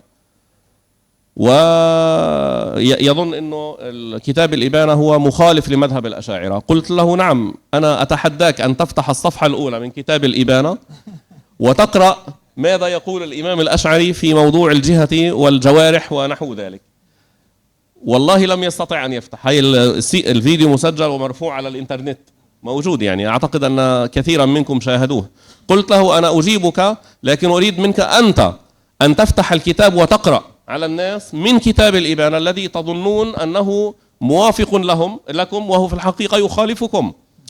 والإمام أبو بكر ابن فورك نص على أن الإمام الأشعري عندما يثبت الوجه والعين والجهة العين والوجه واليد يثبتها صفات معاني ولا يثبتها جوارح، نص على ذلك نصا، وهذا هو الموجود في كتاب اللمع. ونص الإمام الأشعري أيضا في كتاب مقالات الإسلاميين الذين غالبا يعني الوهابية أو السلفية يحيلون إليه، يظنون أن فيه مرجعا لهم، يقول أنه لا يتصف الله سبحانه وتعالى بصفة حادثة. فالإمام بصفة حادثة يعني كل صفات الله سبحانه وتعالى قديمة كذاته جل شأنه، لا يتصف بصفات حادثة. هذه هي المسائل الأساسية الخلافية بيننا وبين الوهابية. يعني نحن ندعو الله سبحانه وتعالى أن يكون عندهم جرأة على إعادة النظر في ما يقرره لهم ابن تيمية، يعيدون النظر ويتأكدوا من ما يحكيه لهم ابن تيمية. نحن قمنا بذلك يعني بالنسبة لنا قمنا بذلك، أعدنا النظر في كلام ابن تيمية وأظهرنا هذا لهم في كتب موثقة. ويعني حقيقة لا أعتقد أن أحدا من الوهابية الآن يعني يستطيع أن يتحدى ويناظر علنا، وأنا يعني موجود حقيقة. أنا لن أتردد لحظة في أنه إذا واحد وهابي عالم، لا أريد واحد فقط يصرخ وكذا كذا، نعم، إذا أي واحد عنده الجرأة أن يثبت أنه ابن تيمية فعلا ليس مجسما، حياه الله، أنا موجود بكل وضوح وبكل احترام. لن نتردد لحظة إذا عنده أدلة على أن ابن تيمية لا يثبت الحد، لا يثبت الجهة، لا يثبت قيام الحوادث بالذات الإلهية، لا يثبت الحركة إلى آخره، حياه الله، سنكون من السعداء، لكن لن يستطيع إثبات ذلك. فمذهبنا وطريقتنا هي البيان فقط، لا نملك أكثر من ذلك، وغير مطلوب منا أكثر من ذلك. إذا قمنا بواجبنا بإذن الله سينتصر ويظهر شدة ونصاعة وصدق مذهب أهل السنة، والله سبحانه وتعالى أعلم. Kemudian Syekh masuk pada poin selanjutnya adalah kita membela mazhab Ahlus Sunnah wal Jamaah ini bukan dengan senjata, bukan dengan kekuasaan sebenarnya, tapi adalah kita memiliki adalah bayan. Kita memperjelas mazhab Ahlus Sunnah itu seperti apa dengan cara keilmuan, ya. Ini yang sangat diperlukan pada saat ini. Kemudian ada yang mengatakan bahwa Imam Abu Hasan Al-Asy'ari itu pertama beliau adalah Mu'tazili, kemudian setelah itu beliau ya kembali kepada kemudian beliau taubat daripada i'tizal, dan akhirnya beliau setelah itu fase yang ketiga beliau itu kembali kepada mazhab salaf. Yang mengatakan ini adalah Ibnu Taimiyah. Dan Ibnu Taimiyah ketika mengatakan bahwa Imam Asy'ari kembali kepada mazhab salaf, salaf menurut Ibnu Taimiyah, yaitu pemahaman salaf menurut Ibnu Taimiyah, yaitu pemahaman yang Allah itu berlaku padanya arah, berlaku padanya adalah batasan had, dan juga boleh qiyam al-hawadis bizatihi, adanya boleh bersama Allah itu sesuatu yang baharu, sifat-sifat yang baharu bersama Allah. Itu adalah deskripsi daripada pemahaman salaf menurut Ibnu Taimiyah. Secara hakikat bahwa ketiga fase yang didakwakan ini oleh Ibnu Taimiyah itu tidak ada hujahnya. Atwar ini tidak ada hujahnya, ya, dan sama sekali tidak ada bukti dan dalil yang bisa dipegang dalam hal itu, hanya dakwah daripada Ibnu Taimiyah saja. Nah, ada kadang orang banyak memakai sanad ataupun memakai dalil daripada kitab Al-Ibanah daripada karangan Imam Abu Hasan Al-Asy'ari. Nah, dalam kitab Al-Ibanah ini di bagian awal sebenarnya Imam Al-Asy'ari sendiri sudah menyampaikan apa pendapat beliau atau mazhab beliau tentang akidah dalam kitab Al-Ibanah itu. Di awal sudah disampaikan bahwa Imam Al-Asy'ari mengisbatkan, ya, tentang masalah al-wajh, kemudian al-ain wal yad, ya. Beliau isbatkan al-wajh wal ain wal yad di dalam itu, tapi sebagai sifat ma'ani, bukan a'dha. Dia itu sifat ma'ani, bukan bagian daripada anggota tubuh. Karena jelas di situ disampaikan bahwa Allah itu bersifat tidak berlaku padanya al-had, yaitu batasan, dan a'dha itu tidak berlaku. Begitu juga dengan jihah, ya, tidak berlaku di situ. Jadi sampai pernah ada di Malaysia dalam sebuah muktamar, ya, ada orang yang yaitu menantang Syekh dengan mengangkat kitab Al-Ibanah, mengatakan bahwa apakah engkau berpendapat bahwa kitab Al-Ibanah ini adalah sesuai dengan mazhab Al-Asy'ari, ya. Ya, Syekh kemudian meminta orang itu untuk buka, ya, silakan buka pada halaman awal langsung untuk kamu baca. Tapi dia tidak berani membaca itu. Dan saya sampai hari ini, alhamdulillah, kata Syekh, beliau memiliki hujah yang kuat tentang pendapat Ibnu Taimiyah yang beliau itu adalah mujassim, ya, dari pendapat-pendapat yang ada dalam karangan beliau. Dan Syekh punya ada karangan khusus dalam hal ini, yaitu Kasyif As-Saghir li Mazhab Ibnu Taimiyah, yang dan Syekh juga menantang hari ini kalau ada orang yang dia alim Wahabi, ya, betul-betul paham tentang pendapat Ibnu Taimiyah juga dan Wahabiyah dengan benar, beliau siap untuk berdiskusi dan berdialog dengan orang itu. Beliau siap kapanpun dan dimanapun, ya. Tapi jangan asal-asal, jangan cuma paham-paham gitu-gitu doang, kata Syekh, tapi betul-betul alim Wahabi dia. Ya, beliau siap insyaallah, karena dengan itulah sebenarnya kita menjelaskan yang benar itu apa. Jadi kata Syekh, kita sebenarnya dalam berdakwah bayan, kita jelaskan yang benar itu apa. Maka dengan demikian orang akan ikut dengan sendirinya. Nah, itu adalah fungsi dan juga tugas kita bersama. Wallahu a'lam. Barakallahu fik. من الأصول المهمة للإمام الأشعري التي بينها الإمام الأشعري من مذهب أهل السنة أن الله سبحانه وتعالى فاعل مختار خالق لكل شيء باختياره، لا شيء يوجب على الله سبحانه وتعالى أن يخلق العالم. كان الله سبحانه وتعالى يقدر أن لا يخلق العالم، والله سبحانه وتعالى قادر على أنه بعد أن خلق العالم قادر على أن يهلكه ويفنيه. لا شيء يوجب على الله سبحانه وتعالى أن يخلق الخلق، ولا يجب على الله سبحانه وتعالى أن يفعل شيئا، حتى الثواب والعقاب هذا ليس واجبا على الله سبحانه وتعالى. أهم صفة، أهم أمر يجب أن نعلمه عن الله سبحانه وتعالى من أهم الأمور، يعني هو أن نعلم أنه خالق مختار. يعني علمنا بأن الله سبحانه وتعالى خالق مختار يعني أنه لا يجب عليه شيء. يتضمن علمنا أيضا بأنه مريد، بأنه قادر، بأنه عالم، بأنه حي، بأنه موجود بوجود خاص به. ليس في الخالق شيء من المخلوقات، وليس في المخلوق شيء من الخالق. يوجد هناك مباينة. المباينة ليست حاصلة بالجهة، بل حاصلة بالحقيقة. حقيقة الله سبحانه وتعالى مباينة لحقيقة المخلوقات. الله سبحانه وتعالى خالق مختار متصف بصفة العلم، والإنسان متصف بصفة العلم، لكن شتان بين صفة العلم الثابتة للإنسان وصفة العلم الثابتة للخالق. الإنسان متصف بالقدرة، الله سبحانه وتعالى متصف بالقدرة، لكن شتان بين صفة القدرة الإنسانية وصفة القدرة الإلهية.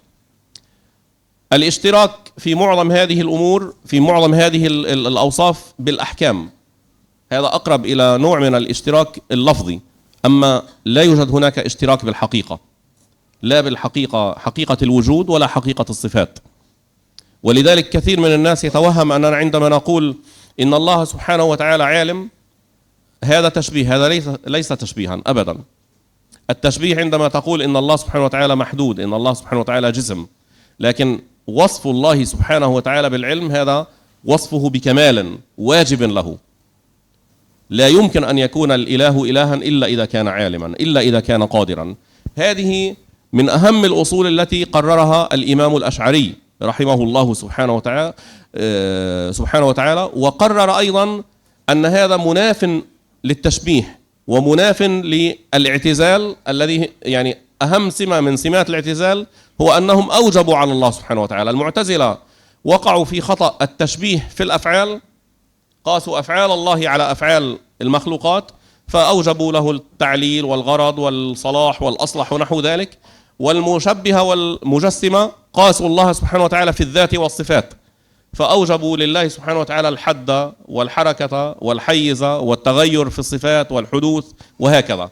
هؤلاء مشبهة في الذات والصفات وهؤلاء مشبهة في الأفعال.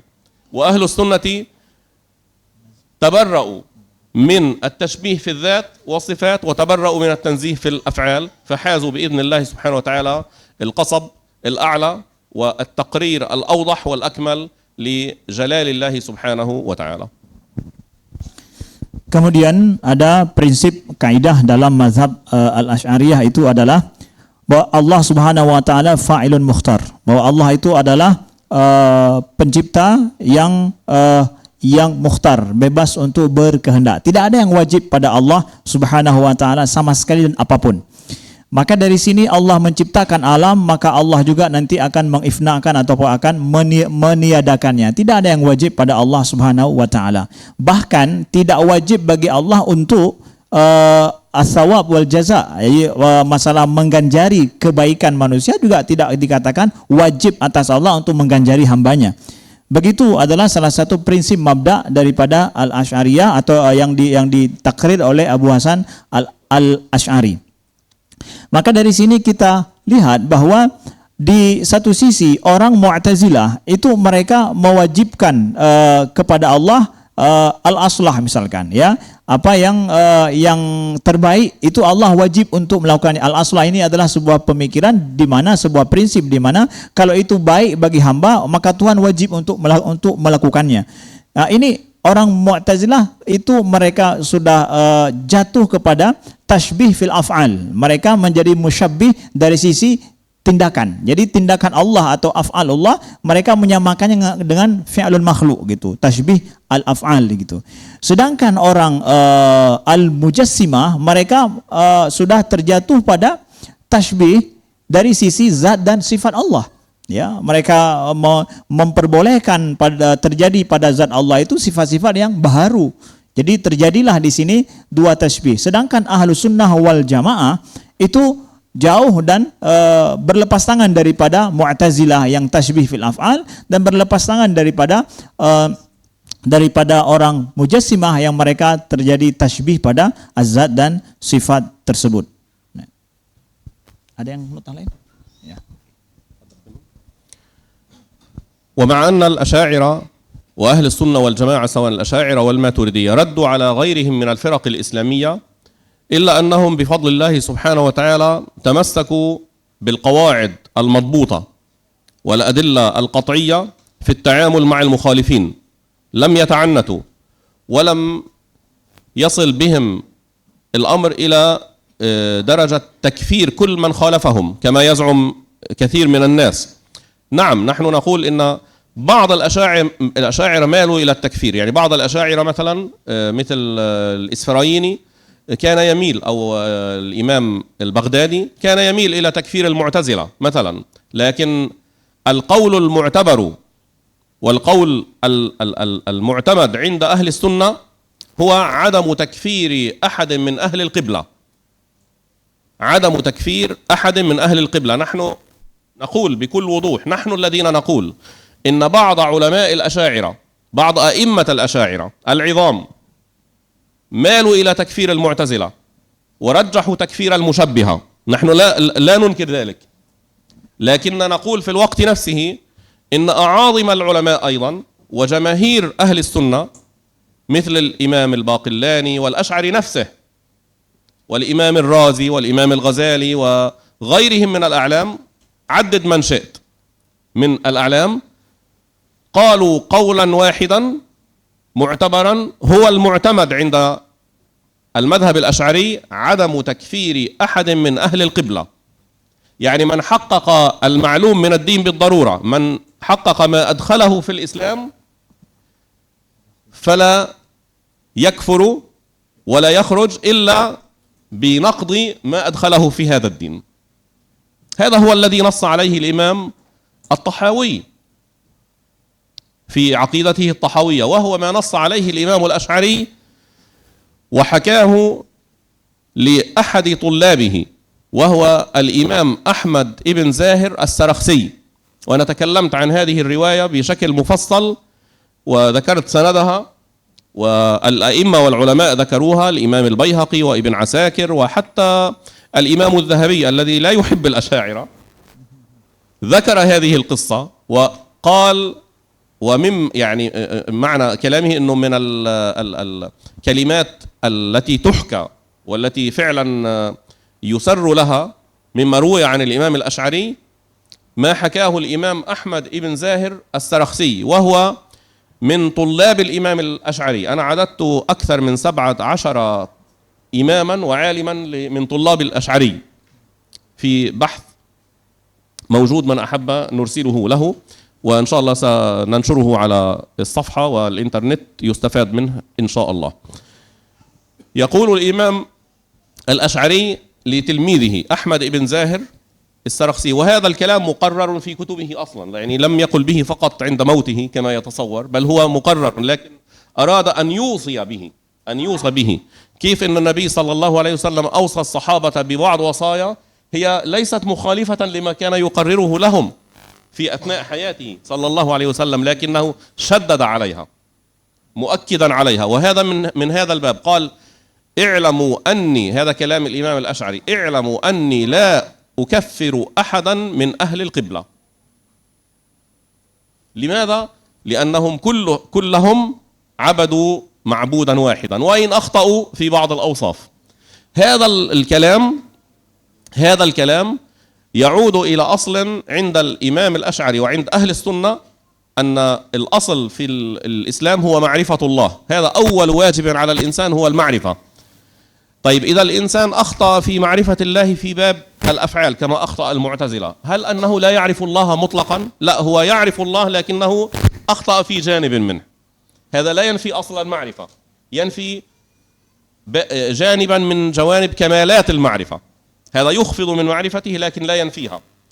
وهكذا نحن نتعامل مع أهل القبلة، فهذا هو القول المعتمد، وهذا الذي أدين الله سبحانه وتعالى به أنا شخصيا، وهذا الذي يفتى به ويقرر من مذاهب الأشاعرة، أنه لا يكفر أحد من أهل القبلة. يعني كل واحد دخل في الإسلام وحقق شروط الدخول في الإسلام، يعني المعلوم من الدين بالضرورة، لا يخرج إلا بنقضها إلا بنفيها. يعني هذا هو المعتمد.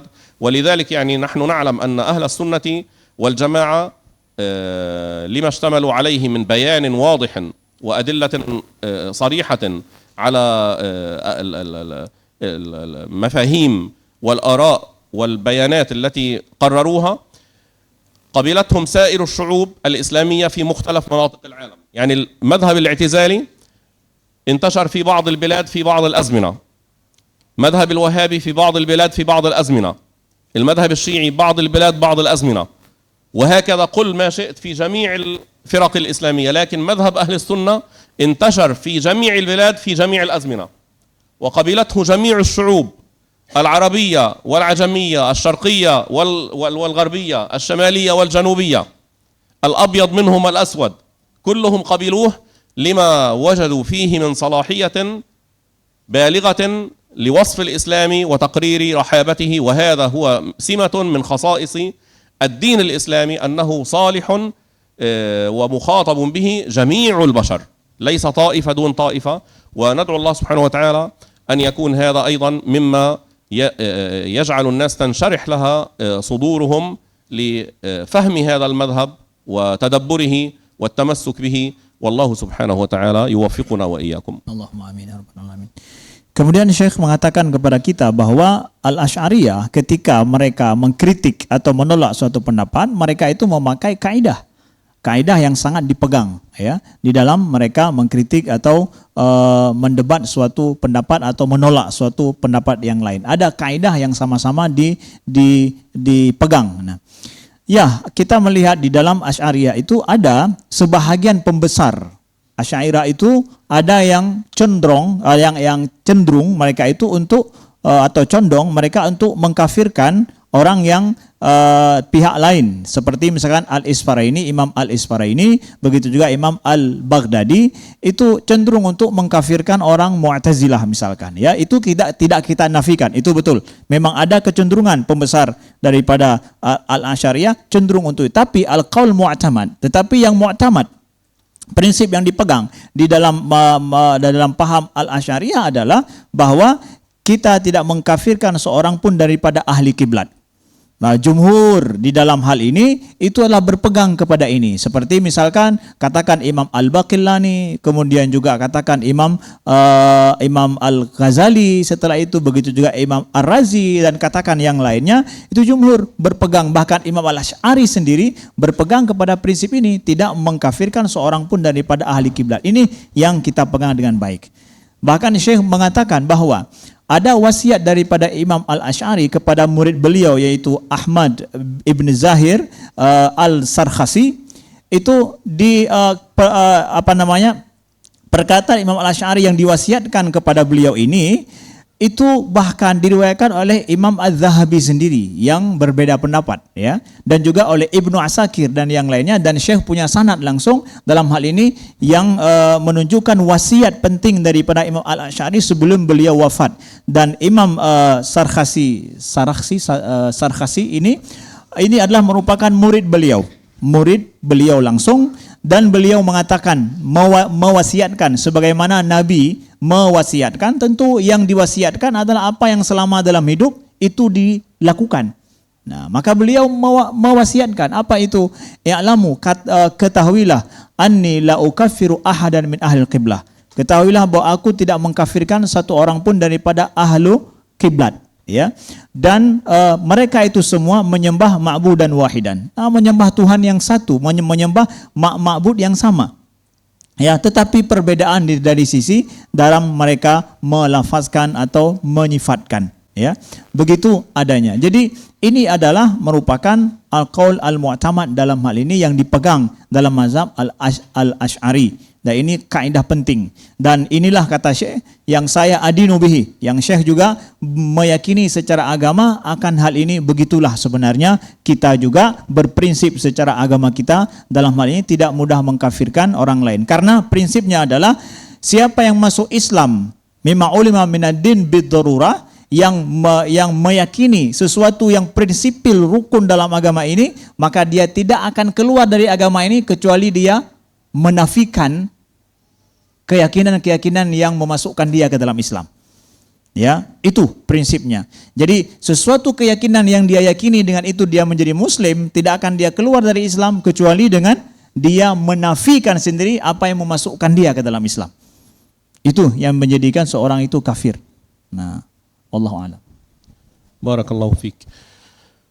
هذه التفاصيل أيها الإخوة الأفاضل يعني أرجو من هو مهتم بها أن يرجع إلى بعض الكتب التي ألفت في ذلك. وأنا شخصيا كتبت في هذا الموضوع بالتحديد رسالة خاصة وأفردت لها فصلا في كتاب الشرح الجديد على مقدمات الإمام السنوسي. فصلت في هذه المسألة بشيء من التفصيل وذكرت أقوال الإمام الأشعري وغيره من الأشاعرة، الإمام الرازي والإمام الغزالي.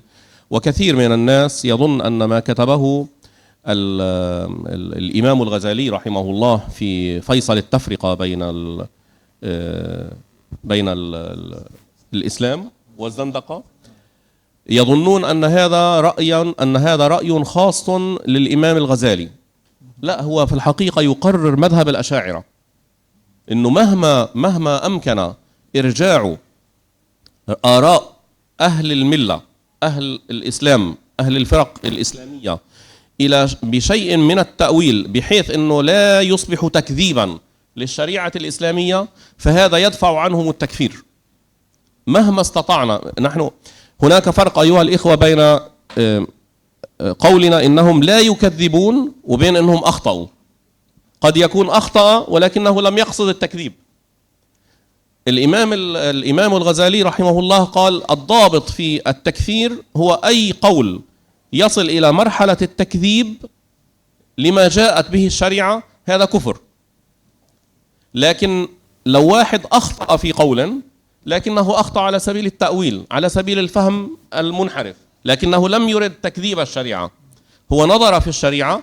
يعني نحن لا نقول إن ابن تيمية حتى وإن رددنا عليه وقلنا إنه مآله إلى التجسيم أو إنه صرح بتجسيم، لا نقول إنه أراد أن يكذب الله والرسول، أبدا أبدا، لا نقول ذلك. هو اجتهد وحسب رؤيته الخاصة وحسب ملكاته وحسب زمانه ومكانه، هذا ما أفضى به بحسب قناعته. أنا شخصيا أعتقد ذلك. أنا أقول إن ابن تيمية كان صادقا مع نفسه، كان صادقا مع نفسه بحسب علمه، لكنه بحسب ما وصل إليه من العلم أدى به إلى هذا المذهب. هذا المذهب في نظرنا نحن خطأ، ولكنه لم يقصد تكذيب الله وتكذيب رسوله، أخطأ في التأويل. لأنه أخطأ في التأويل نحن لا نكفره، لكن هل لا نخطئه؟ نخطئه. هذا معنى التخطيء، هذا معنى التبديع. المعتزلة مثال آخر. المعتزلة، هل المعتزلة الذين كانوا قضاة الإسلام في الدولة العباسية والفقهاء، يعني كثير من فقهاء الأحناف في فترة من الفترات كما قلنا كانوا معتزلة، هل كانوا يريدون تكذيب الدين الإسلامي؟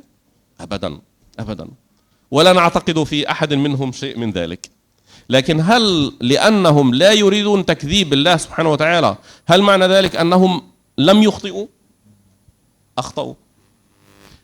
شوف القدرة على التمييز بين الخطأ والتكذيب، إرادة التكذيب، هذه في الحقيقة من عبقرية أئمة أهل السنة. من حسن، هذا هو معنى حسن الظن. ليس معنى حسن الظن أن نحمل القول على خلاف وضعه اللغوي. حسن الظن ليس معناه واحد يقول لك أن الله سبحانه وتعالى يتحرك، أن الله تحل فيه صفات حادثة. لا معنى لحسن الظن أن تقول أنه لم يرد ذلك، لا، هو أراد ذلك. لكن حسن الظن في جهة أخرى أنه في فهمه هذا لم يكن قاصدا تكذيب الله والرسول. هذا معنى حسن الظن، أن حسن الظن أن قدرته العقلية والعلمية وقدرته على فهم النصوص الشرعية لم تكن قادرة لإيصاله إلى الحق، لم يكن قاصدا لمناقضة ما جاء به الله سبحانه وتعالى والرسول من تنزيه الله سبحانه وتعالى. لو وضح عندنا وظهر عندنا أنه كان يقصد التكذيب لكفرناه. هذا هو بالضبط الضابط الذي دار عليه الإمام الغزالي عندما ناقش الفلاسفة. قال معنى كلامه، قال: أنا لا أستطيع أن أجد لهم مسوغا إنهم كيف قال الفلاسفة مثلا بقدم العالم، لأن النصوص الشرعية في ذلك واضحة جدا، لا تحتمل تأويلا، لا تحتمل تأويلا.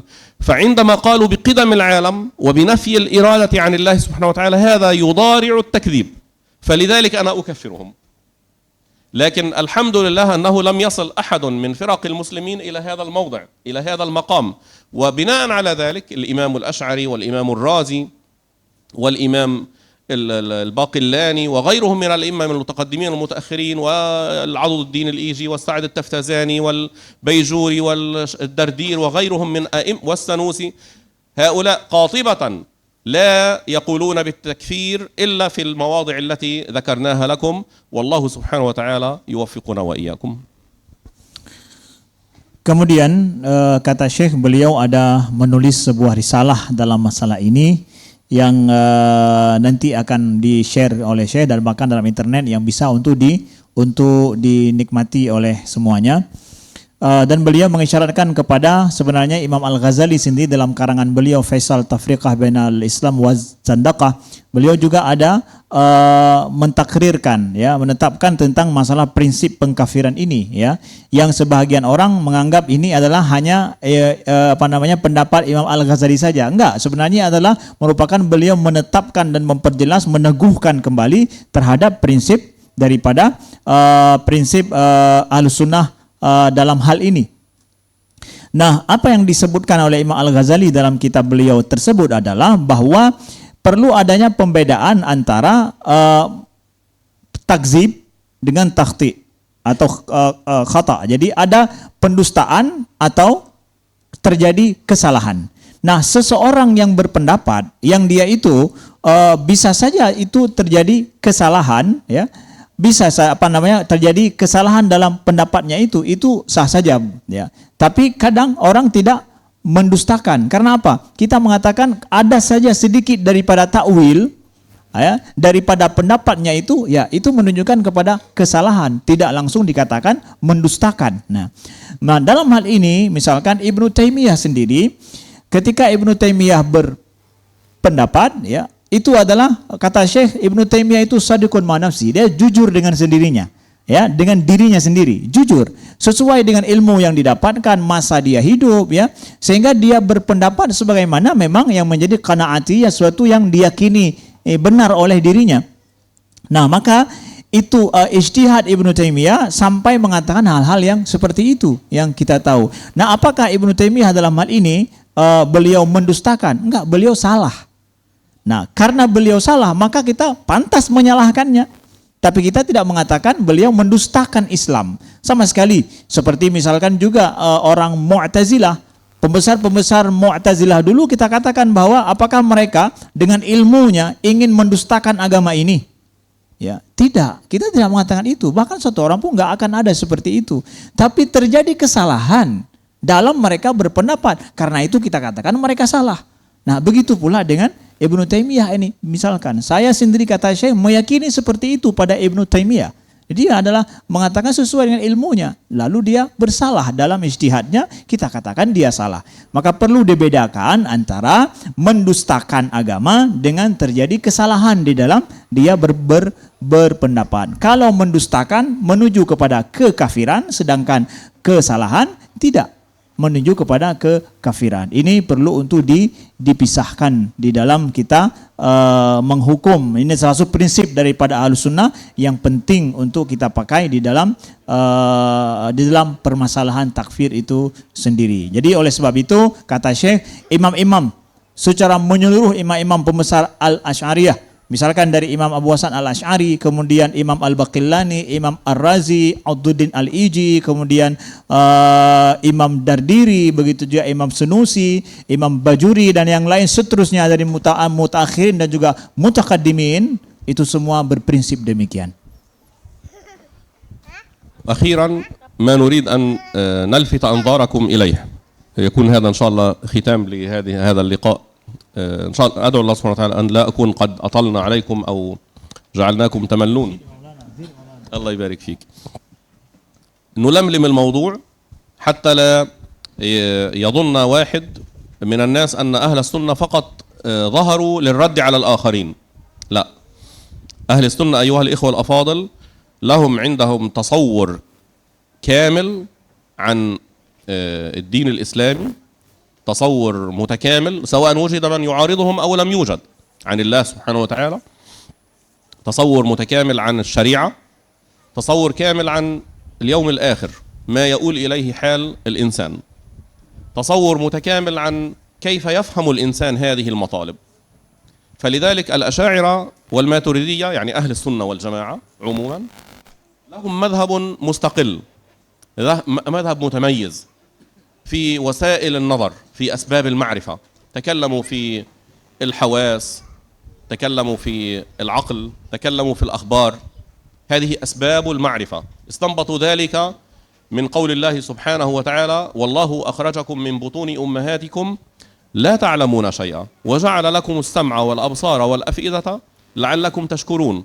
قالوا وسائل المعرفة ثلاثة: السمع يعني الحواس الخمس، الأبصار السمع الخبر الصادق، والأبصار الحواس الخمس، والأفئدة يعني العقل، طرائق التعقل. ولذلك يعني تجدون مثلا في العقائد النسفية أول مبحث يتكلم فيه وسائل أسباب العلم للخلق ثلاثة: الحواس الخمس، والخبر الصادق، والعقل.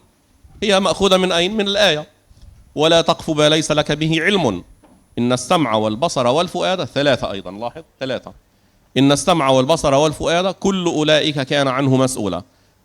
أول مبحث من مباحث مذهب أهل السنة: كيف يعرف الإنسان؟ ما هي أسباب العلم بالشيء؟ المبحث الثاني: ماذا يعلم الإنسان؟ كيف نعلم؟ بماذا نعلم؟ هذا جواب السؤال الأول اللي هي theory of knowledge، نظرية المعرفة، الإبستمولوجي of science، نظرية المعرفة، كيف نعلم. السؤال الثاني: ماذا نعلم؟ تكلموا عن العالم، هل هو حادث؟ هل هو قديم؟ هل العالم علاقاته حتمية أم ليست حتمية؟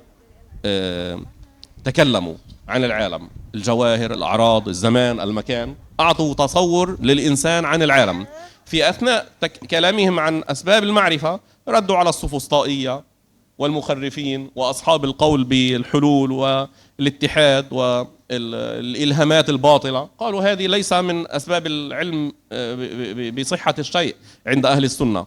عندما تكلموا على العالم قالوا ردوا على الفلاسفة الذين قالوا بقدم العالم، ردوا على الفلاسفة الذين قالوا بقدم الماء أو الهواء أو النار، بعض الفلاسفة اليونان.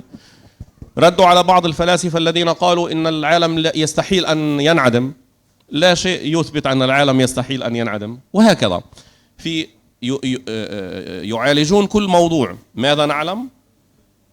كيف نعلم؟ ماذا نعلم؟ بعد ذلك دخلوا في الإلهيات. الله سبحانه وتعالى بعد أن عرفنا العالم نستدل بالعالم على صانع العالم.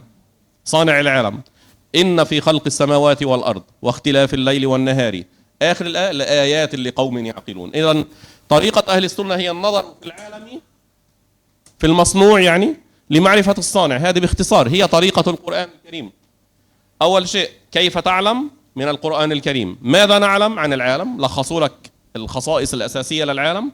بعد ذلك إذا نظرنا في العالم ما الذي نعلمه عن الله سبحانه وتعالى؟ نعلم أنه موجود، واجب الوجود، حي، عالم، قدير، مريد، فاعل، مختار.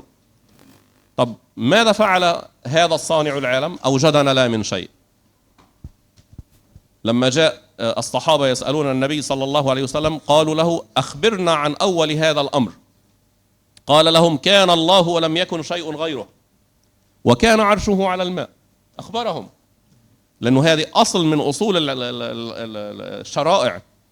الآن سواء وجد من يقول بقدم العالم أو لا، نحن نعطي تعاليمنا، نعطي ماذا؟ فهمنا في نظرية المعرفة، أسباب المعرفة عن العالم، عن الله سبحانه وتعالى، عن مآل العالم. أن الله سبحانه وتعالى أرسل الأنبياء والرسل مبلغين دالين مبينين للناس، وأن هناك يوما آخرا سيكون هناك في حساب وعقاب وثواب، وأن الثواب لا يجب على الله، ليس حتما لكنه وعد به، وأن العقاب ليس حتميا على الله كما يقول المعتزلة، أن الإنسان إذا آثم أو إذا عصى يجب على الله أن يعاقبه. الله سبحانه وتعالى لا يجب عليه شيء. الله قادر على أن يترك الخلق يعصونه ولا يعاقبهم، لكنه اختار جل شأنه أن يعاقب.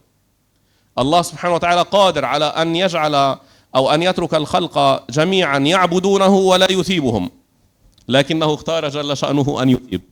ثوابه بإرادته وعقابه بإرادته. هذه التصورات أيها الإخوة الأفاضل على وجازتها، من استطاع أن يفهمها ستنحل عنده إشكالات كثيرة جدا من المشاكل الفلسفية والمعرفية التي تواجه الجنس البشري في كل زمان ومكان. لذلك هذه التعاليم لا يقال عليها تعاليم قديمة إنه كانت قبل 1000 سنة أو 1400 سنة، لا، هي ستبقى صالحة لأن يستفاد منها ما دام الإنسان موجودا إلى يوم القيامة، بل أزيدكم وبعد يوم القيامة سيستفاد منها، لأن علم التوحيد هو العلم الوحيد الذي يبقى مع الإنسان بعد اليوم الآخر. علم الفقه ما في هناك لا مذهب شافعي ولا مذهب حنفي ولا مالكي ولا حنبلي 100% يعني، لكن سيبقى هناك علم التوحيد بالضبط رؤية الله، العلم بالله سبحانه وتعالى. واعلموا أيضا أن حتى الكفرة الذين أنكروا وجود الله سيكون عندهم علم بالله في يوم القيامة، لكن شتان بين هذا علم بالضرورة، لكن ندعو الله سبحانه وتعالى أن لا نكون منهم، ندعو الله سبحانه وتعالى أن يكون ممن رضي عنهم، ندعو الله سبحانه وتعالى أن نكون ممن ينعم عليهم بالجنة. ولذلك نحن نبذل هذه الجهود ونبذل أقصى ما نستطيع من الجهد، ونحاول أن نكون صادقين مع أنفسنا لننال رضا الله سبحانه وتعالى، فنفوز بالثواب ونفر من العقاب. لكن كل هذا في يوم الآخر، كل هذه التعاليم في اليوم ستكون حق اليقين، ستكون معلومة بالضرورة. فعلم التوحيد هو العلم الوحيد الذي يبقى مع الإنسان في آخرته، إما وهو سعيد أو حزين، حتى لو كان اسمه غير سعيد. واعذروني إن أطلت عليكم، وندعو الله سبحانه وتعالى أن يتفضل علينا برحمته ومغفرته وعفوه، وأن يحسن ختامنا أجمعين، والحمد لله رب العالمين، والصلاة والسلام على سيدنا محمد خاتم النبيين. بارك الله. Ya, bagian terakhir ya Syekh minta maaf kalau beliau sedikit memperpanjang ya. Jadi kata Syekh bahwa mazhab Ahlussunnah wal Jamaah ini itu adalah memiliki tasawur mutakamil, adanya deskripsi terhadap semua masalah secara komprehensif ya. Dalam semua permasalahan. Kita lihat bahwa Ahlussunnah wal Jamaah misalkan dalam masalah epistemologi ataupun masalah ilmu ma'rifah, tentang pertama membahas tentang bagaimana kita bisa mengetahui ya, itu diambil daripada Al-Qur'an. Allahu akhrajakum min butuni ummahatikum la ta'lamuna syai'a ya. Dari ayat ini diistimbat oleh Ahlussunnah wal Jamaah bahwa kita itu cara kita mengetahui sesuatu melalui apa? Hawas, yaitu melalui panca indera kita, melalui akal, kemudian juga melalui khabar, yaitu datangnya wahyu dari Allah Subhanahu wa taala. Begitu juga misalkan di dalam Aqaid An-Nasafiyah, dari sejak awal sudah dijelaskan tentang bab al-ma'rifah, bagaimana kita mengetahui sesuatu. Maka wasail al-ma'rifah, ya, media-media kita mengetahui sesuatu itu disebutkan, yaitu dengan hawasul khams, adanya indera yang 5, kemudian adanya akal, kemudian fuad di dalam Al-Quran, dan selanjutnya adalah khabar shadiq, yaitu adanya kabar yang benar ya, adanya shadiq, jujur, ataupun yang disebut juga dengan wahyu ya. Jadi ini adalah sumber bagaimana kita bisa mengetahui. Itu dibahas di dalam mazhab Ahlussunnah wal Jamaah. Lalu kemudian setelah itu masuk kepada Ahlussunnah wal Jamaah, apa yang bisa diketahui setelah ada menjelaskan wasail al-ma'rifah. Lalu kemudian apanya yang kita ketahui, yaitu tentang masnu'at, yaitu tentang alam ini. Bagaimana komponen-komponen antara alam ini, ajza-ajza ini, apakah dia sifatnya adalah hatmi atau tidak, apakah alam ini qadim atau hadis. Itu yang dibahas oleh para ulama untuk mengetahui tentang makhluk Allah atau ciptaan Allah. Lalu fase yang ketiga adalah bagaimana kita mengetahui setelah itu sani', pencipta alam itu ya. Lalu bicara tentang Allah yang Maha Pengasih, Maha Penyayang, dengan segala sifat-sifatnya yang dia menciptakan segala sesuatu dan dengan kesempurnaan. Jadi bertahap seperti itu. Nah, jadi dalam ini dengan tahapan-tahapan seperti ini itu adalah tahapan pemikiran di dalam manhaj Ahlussunnah wal Jamaah yang prinsip ini itu berlaku kapan saja, salih dia kapan saja. Jadi tidak bisa dikatakan bahwa mazhab Ahlussunnah wal Jamaah dengan segala rujukan yang ada itu, kalau kita belajar saat ini itu punya zaman dulu udah 1000 tahun yang lalu, itu akan kekal sekekal manusia. Ya, bahkan ilmu akidah ini bahkan berlaku setelah manusia meninggal sekalipun berlaku ilmu akidah, ilmu tauhid ya. Tapi ilmu fikih tidak, ya. Tidak demikian. Ilmu fikih setelah meninggal pun masih kita akan perlu kepada ilmu tauhid. Bahkan orang kafir sekalipun dia akan mengetahui Allah tapi sayang nanti hari kiamat. Ya, maka sungguh beda jauh antara yang mengetahui Allah saat ini di dunia dengan yang mengetahui Allah nanti hari kiamat. Nah begitu ya. Mudah-mudahan Allah jadikan kita termasuk orang-orang yang kata saya berdoa tadi yang mengenal Allah dengan baik ya, dan dijadikan orang-orang yang radhiyallahu anhum, yang Allah ridho dengan mereka. Insyaallah kita semua masuk di dalam itu. Sekian, terima kasih. InsyaAllah kita masuk dalam tanya jawab ya. Para panitia mungkin sudah jadi tidak ada pertanyaan langsung. Jadi pertanyaannya adalah min khilal warakah ya. InsyaAllah Syekh, ini ada yang nanyakan langsung dengan bahasa Arab. Jadi ini udah diseleksi atau saya yang seleksi? Sudah seleksi, berarti harus jawab semua. بالاختيار اذا هذا اسئله مهمه لكي نجيب. هل نجيب كله ولا بعض؟ اذا لم تتيسر الاجابه فقد ترجموها لي وارسلوها وانا ساجيب عنها كاملا باذن الله. ما شاء الله. يعني لن اهمل شيئا منها باذن الله. يعني لكن الان نجيب بعضها ترجموها وارسلوها لي كلهم هذا الكلام. نعم. ساجيب عنها اما مصور او مكتوب على الصفحه. Nah, Masya Allah. Jadi, insya Allah, kata Syekh, beliau akan menjawab semuanya. Tetapi karena waktu nggak mungkin nggak semua bisa terjawab karena ini mungkin banyak, maka beliau berjanji akan menjawab secara tertulis, nanti didapatkan di internet. Nah, jadi kalau mau kalian masuk nama kalian, nanti dibuat sama Syekh ini namanya. Tapi saya nggak ada yang tulis nama nih, nggak berani tulis nama. Ya, apa dia kan merumpak tulis nama Syekh. Nah. Baik, pertama yang bagus saya baca langsung dalam bahasa Arab.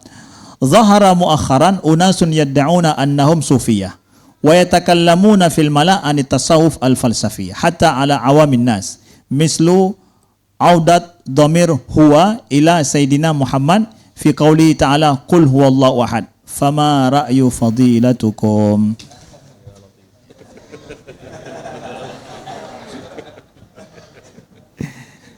Ya.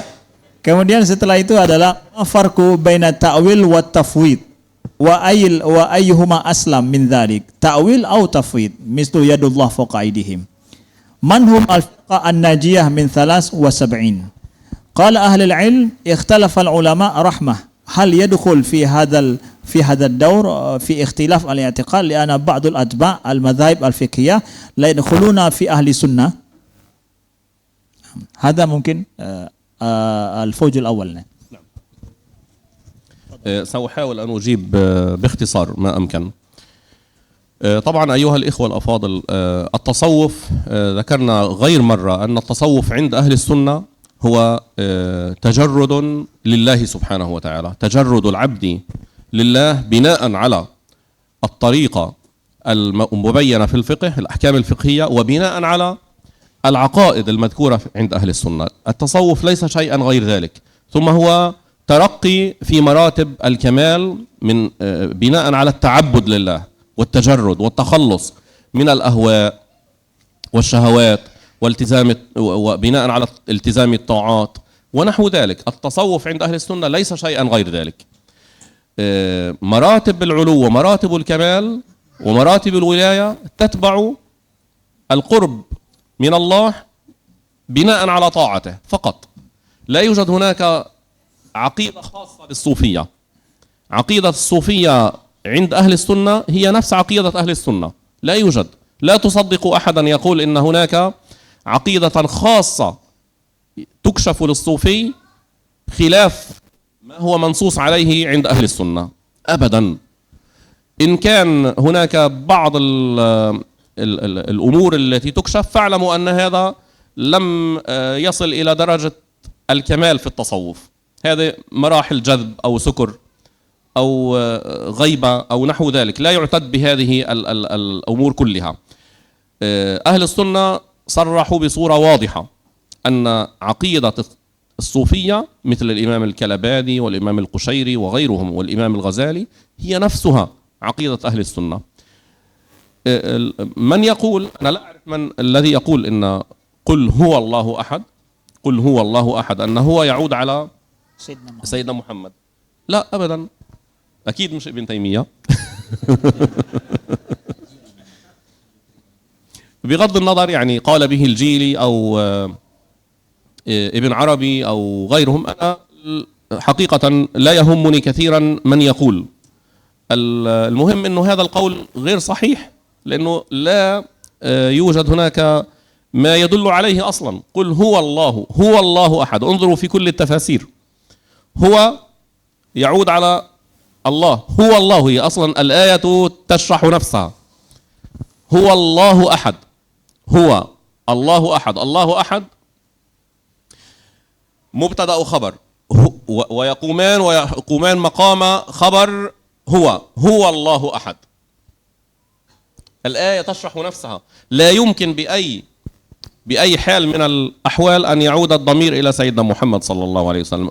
وبالله عليكم كيف لنا أن نتعقل أن نعيد هو إلى سيدنا محمد صلى الله عليه وسلم؟ يعني هو محمد الله أحد، كيف يعقل هذا؟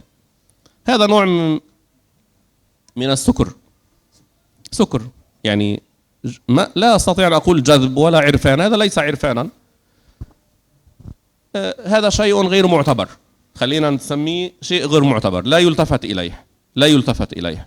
أهل العلم وأهل الشريعة وأهل العقل يعرفون تماما أن سيدنا محمد صلى الله عليه وسلم ليس هو الله، ووجود سيدنا محمد صلى الله عليه وسلم ليس هو وجود الله، وأن سيدنا محمد صلى الله عليه وسلم مخلوق من مخلوقات الله، وسيدنا محمد عليه الصلاة والسلام أعلم بنفسه منا ومن قائل هذا الكلام، قال إنما أنا عبد الله ورسوله. انتهى الكلام.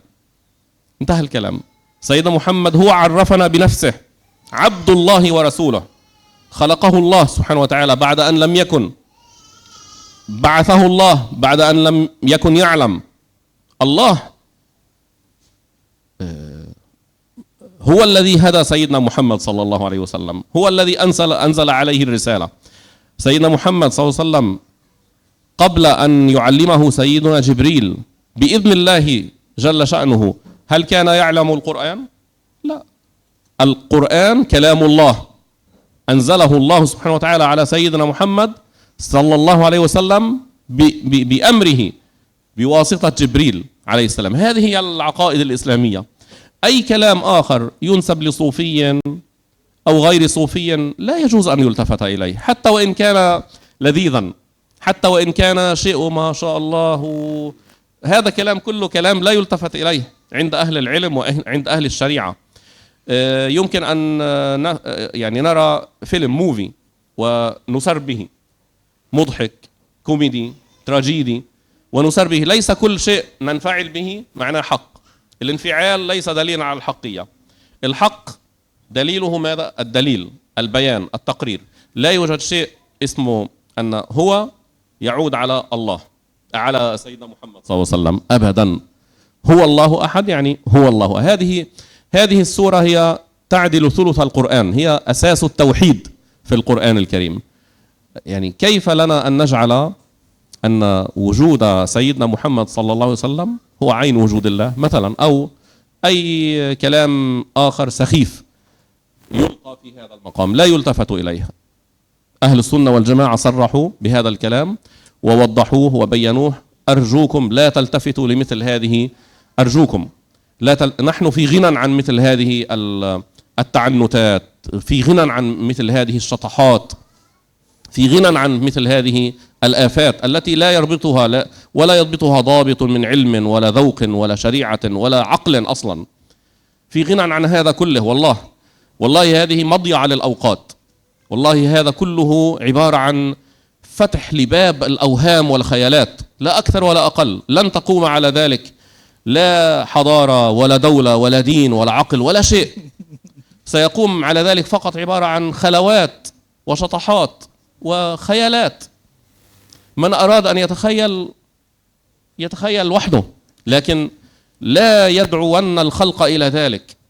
إحنا عندنا مشاغل وعندنا وظائف أهم بكثير من هذا. عندنا نشر الإسلام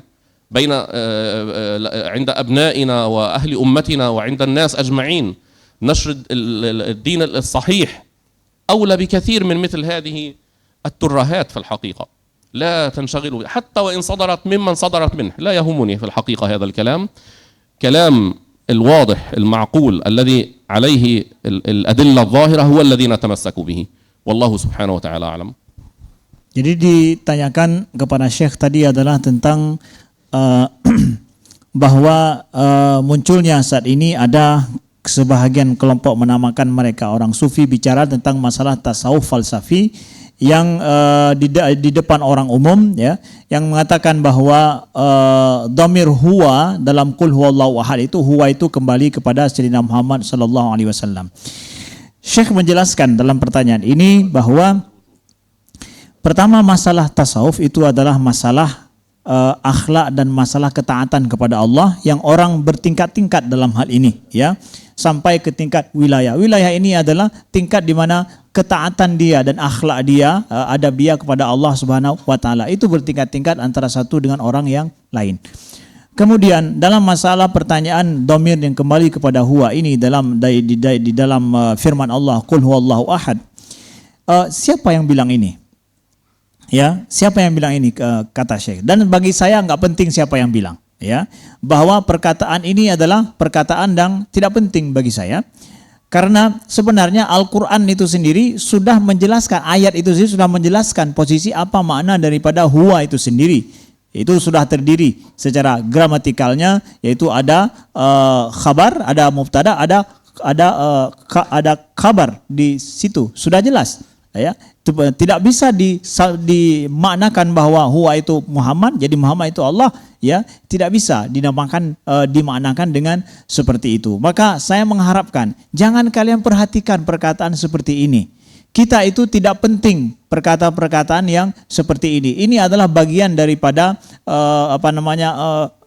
syatahat. Syatahat itu adalah perkataan yang nyeleneh bahasa kita, yang kadang tidak perlu untuk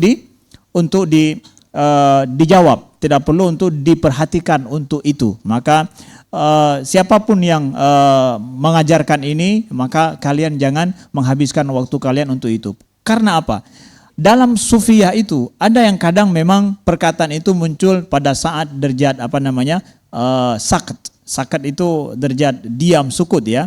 Kemudian juga perkataan ini tidak masuk dalam kita sampaikan untuk diyakini begitu, ya. Tetapi permasalahan perkataan yang seperti ini hal-hal yang tidak masuk akal.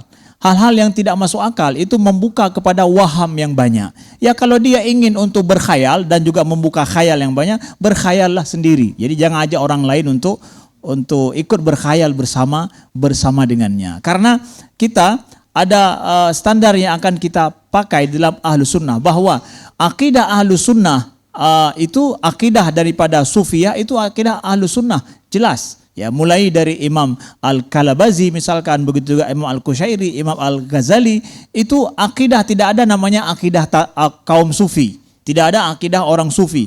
Akidah orang Sufi itu sendiri adalah akidah Ahlus Sunnah wal Jamaah, sebagaimana tiga imam yang kita sampaikan tadi. Tidak ada akidah khusus yang berbeda dengan akidah Ahlus Sunnah wal Jamaah. Dan ini menjadi patron dalam kita mendengarkan dan melihat pendapat-pendapat di kalangan kaum Sufi ini. Kata Allah demi Allah, bahwa pembahasan seperti ini itu tidak menyelesaikan masalah negara kita, tidak menyelesaikan permasalahan yang kita hadapi saat ini.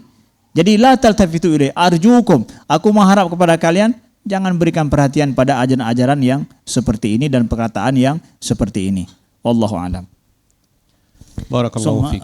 الفرق بين التأويل والتفويض. الفرق بين التأويل والتفويض أيهما أفضل؟ نعم. المعنى المقصود من التأويل والتفويض أنا تكلمت عليه مرارا، يعني يوجد هناك عدة تسجيلات منشودة على الإنترنت وفي الكتب أيضا، أرجو أن ترجعوا إليها، يعني لا أريد أن أكرر الكلام أكثر من ذلك. وأيهما أفضل؟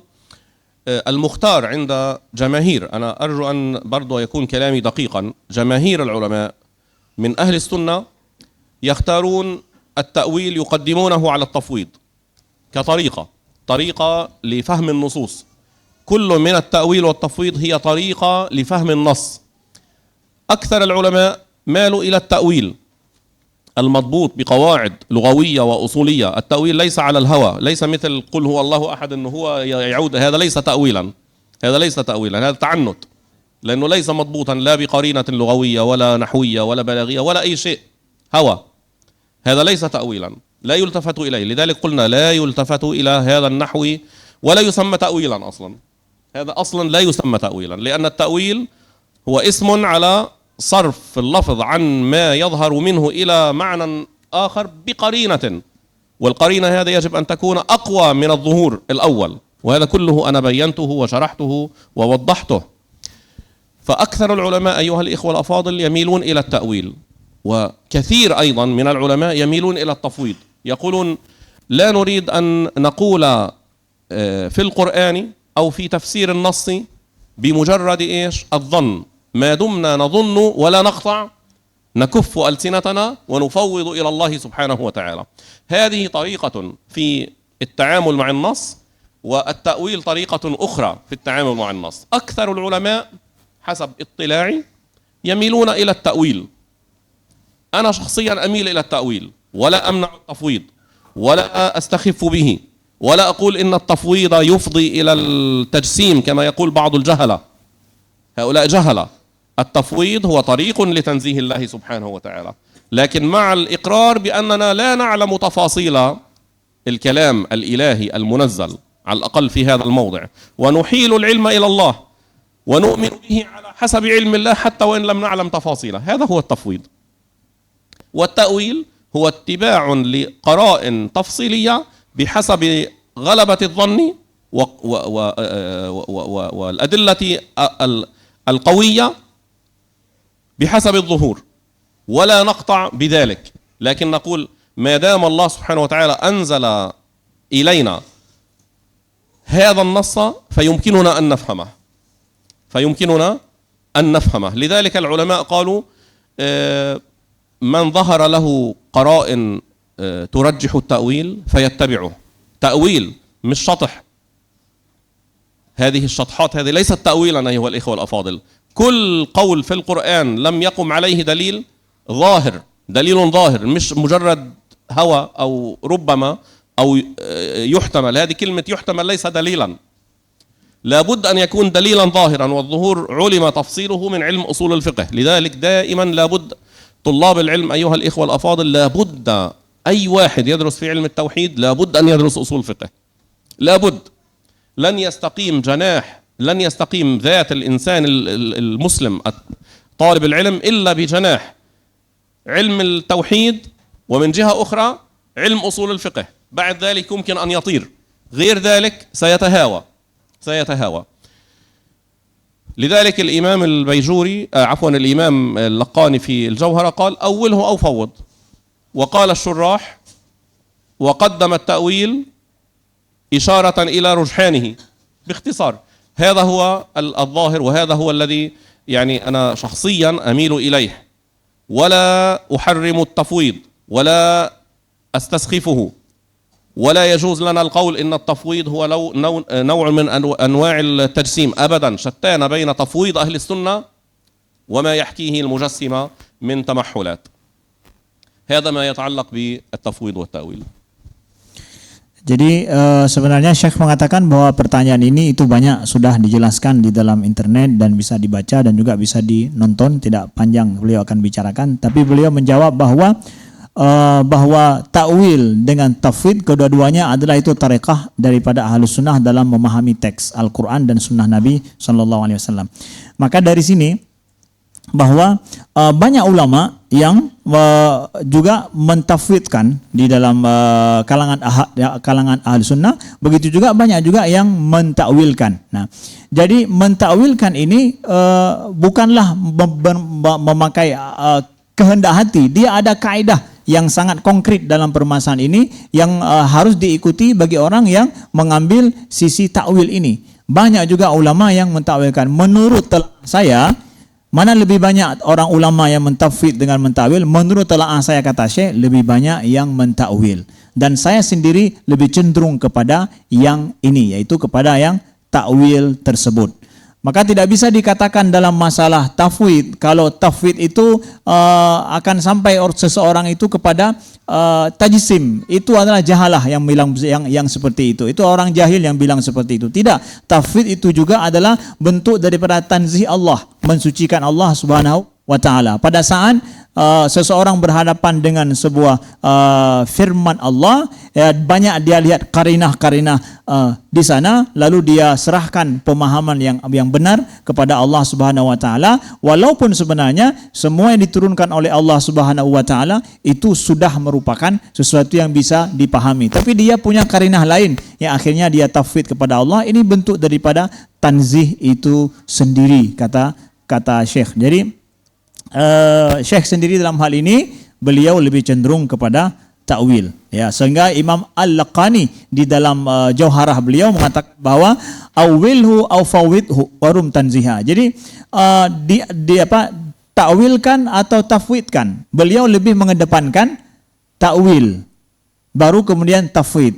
Maka para syurrah mengatakan bahwa beliau mengedepankan takwil karena beliau melihat bahwa ini lebih rajih daripada tafwid. Takwil itu lebih rajih daripada tafwid. Begitu menurut para syurrah terhadap Jauharatut Tauhid di dalam syair tersebut. Nah, itu mungkin akhir hal Wahabiyah hum min ahli sunnah.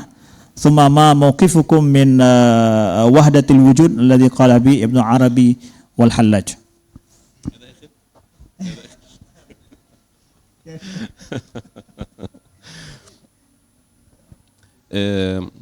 الوهابية يعني إذا عرفنا أن الوهابية تتبع ابن تيمية في اعتقاداته، وابن تيمية حسب ما يظهر لنا ليس لي أنا فقط، لكل من قرأ كتبه من أيام ظهوره مثل الإمام تقي الدين السبكي وما بعد ذلك، كل من قرأ كتب ابن تيمية يعلم تماما. أنا أتكلم عن من قرأ وعلم، لا أتكلم عن من سمع عن ابن تيمية، لأن العلماء يتفاوتون في معارفهم واطلاعهم على كتب ابن تيمية. الذين يقرؤون كتب ابن تيمية ويعرفونها يجزمون تماما أن ابن تيمية يعني يقول بآراء التجسيم، يجزمون تماما، لا يتوقفون في ذلك أصلا. الذين يتوقفون أو يترددون غالبا لا يعرفون، لا يطلعون، يسمعون فيقولون نحسن الظن به. نعم، يعلمون أن ابن تيمية مثلا محدث أو فقيه، وهو كذلك محدث وفقيه وعالم شهير، فيقولون يعني يبعد أن يكون محدث وفقيه يقول بالترسيم، فينفون الترسيم عنه. لكن كل من يطلع على آراء ابن تيمية وكتبه التي كتبها ويقرأها بعينه ويكون ذا أهل يعني له أهلية في القراءة، أعتقد أنه لن يتردد لحظة واحدة في أن يحكم على ابن تيمية بأنه فعلا للأسف يقول بأن الله سبحانه وتعالى محدود، يتحرك، تقوم به الصفات الحادثة، ينفعل بمخلوقاته، وهكذا. هذه الآراء ليست آراء أهل السنة والجماعة أيها الإخوة الأفاضل. كل من يتبع ابن تيمية في هذه الآراء على سبيل المثال قطعا ليس من أهل السنة والجماعة، قطعا. عليه أن يراجع نفسه. ليس مجرد دعواهم أنهم من أهل السنة معناه أنهم صاروا من أهل السنة. نحن ليس مجرد دعوانا أننا من أهل السنة معناه أننا فعلا من أهل السنة. نحن نقيم الدليل والبرهان على أن هذا مطابق. ما معنى من أهل السنة؟ أنك أهل لأن تنسب نفسك للسنة. الأهل هو يعني أنت عندما تقول هذا من أهلي يعني منسوب لي، يعني لابد من برهان إنه هذا من أهلي، لابد من برهان لصحة نسبته لك. لا تنسب أي أحد وتقول هذا ابني أو ابن عمي، أو لابد من برهان. كذلك أنت عندما تقول أنا من أهل السنة، هذه دعوة يجب أن تقيم البرهان عليها. نحن نقيم البرهان عليها ونطالبهم بالإقامة البرهان عليها، ونشير لهم إلى الإشكالات التي قالها شيخهم أستاذهم مما لا يمكن إقامة البرهان من الكتاب والسنة عليها، فنطلب منهم بناء على ذلك أن يراجعوا أنفسهم ويعيدوا نقد مذهبهم ليعدلوه، وكثير منهم فعل ذلك، كثير منهم تراجع. فإذا استمروا هم على ما هم عليه، أنا شخصيا أقول يستحيل أن يكونوا من أهل السنة. طب ماذا لو لم يكونوا من أهل السنة؟ هل هم كفار؟ لا، ليسوا كفارا، ليسوا من الفرقة الناجية. ما مفهوم الفرقة الناجية؟ الفرقة الناجية هي التي سلمت، التي فازت بالحصول وإدراك التصورات الصحيحة الإسلامية في العقيدة وفي الفقه. الفرقة الناجية ليس معناها أنهم كلهم أولياء، وأنهم ليس معنى أن كل من انتمى للفرقة الناجية معناه أنه لا يوجد أحد منهم سيعاقب، بل على أقل تقدير أن هؤلاء فازوا بالفهم الصحيح للإسلام. لكن هل كل من فاز بالفهم الصحيح للإسلام لا يعصي؟ لا، قد يعصي، قد يظلم، قد يسرق، عادي جدا، ويكون من الفرقة الناجية. إيش يعني من الفرقة الناجية؟ يعني على أقل تقدير أن تصوره عن الله سبحانه وتعالى سليم، تصوره في الأحكام الفقهية سليم.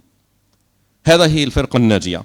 لكن هل سيعاقب بعض الناس من الفرقة الناجية؟ يعني لما لا؟ يعني هل هم معصومون؟ لا، لكن نحن نقطع بأنهم سينجون بإذن الله سبحانه. هي معنى الفرقة الناجية. طب غيرهم ألن ينجو؟ إذا كان من أهل الإسلام بإذن الله فهو ناج، لكنه سيعاقب أو سيسأل عن أمرين: لماذا أنت امتلكت أو اعتقدت بهذه الآراء التي ليس لك عليها برهان واضح؟ يعني سيسأل ابن تيمية من أين قلت بأن الله محدود من جميع الجهات؟ سيسأل عن هذا. سيسأل لماذا أصررت على نشر هذا المذهب بين المسلمين وهو لا يوجد عليه لا دليل من الكتاب ولا من السنة ولا من قول أحد من الصحابة، وأنت دائما تقول أنا لا أقول إلا بما جاء به الكتاب والسنة والصحابة، ولا يوجد أحد من الصحابة قال بالحد أبدا. سيسأل، لكن هل معنى ذلك أنه سيخلد في النار؟ ما دام محققا لأصل الإسلام بإذن الله سينجو بإذن الله، لكن سيسأل. هاي معنى الفرقة الناجية. الفرقة الناجية مش معناها ناجية وغيرهم كفار، لا، لأن النبي صلى الله عليه وسلم أيها الإخوة الأفاضل قال تفترق أمتي، يعني أمتي الإسلامية ستفترق، الإسلامية، ومع افتراقها ستنجو واحدة. معنى النجاة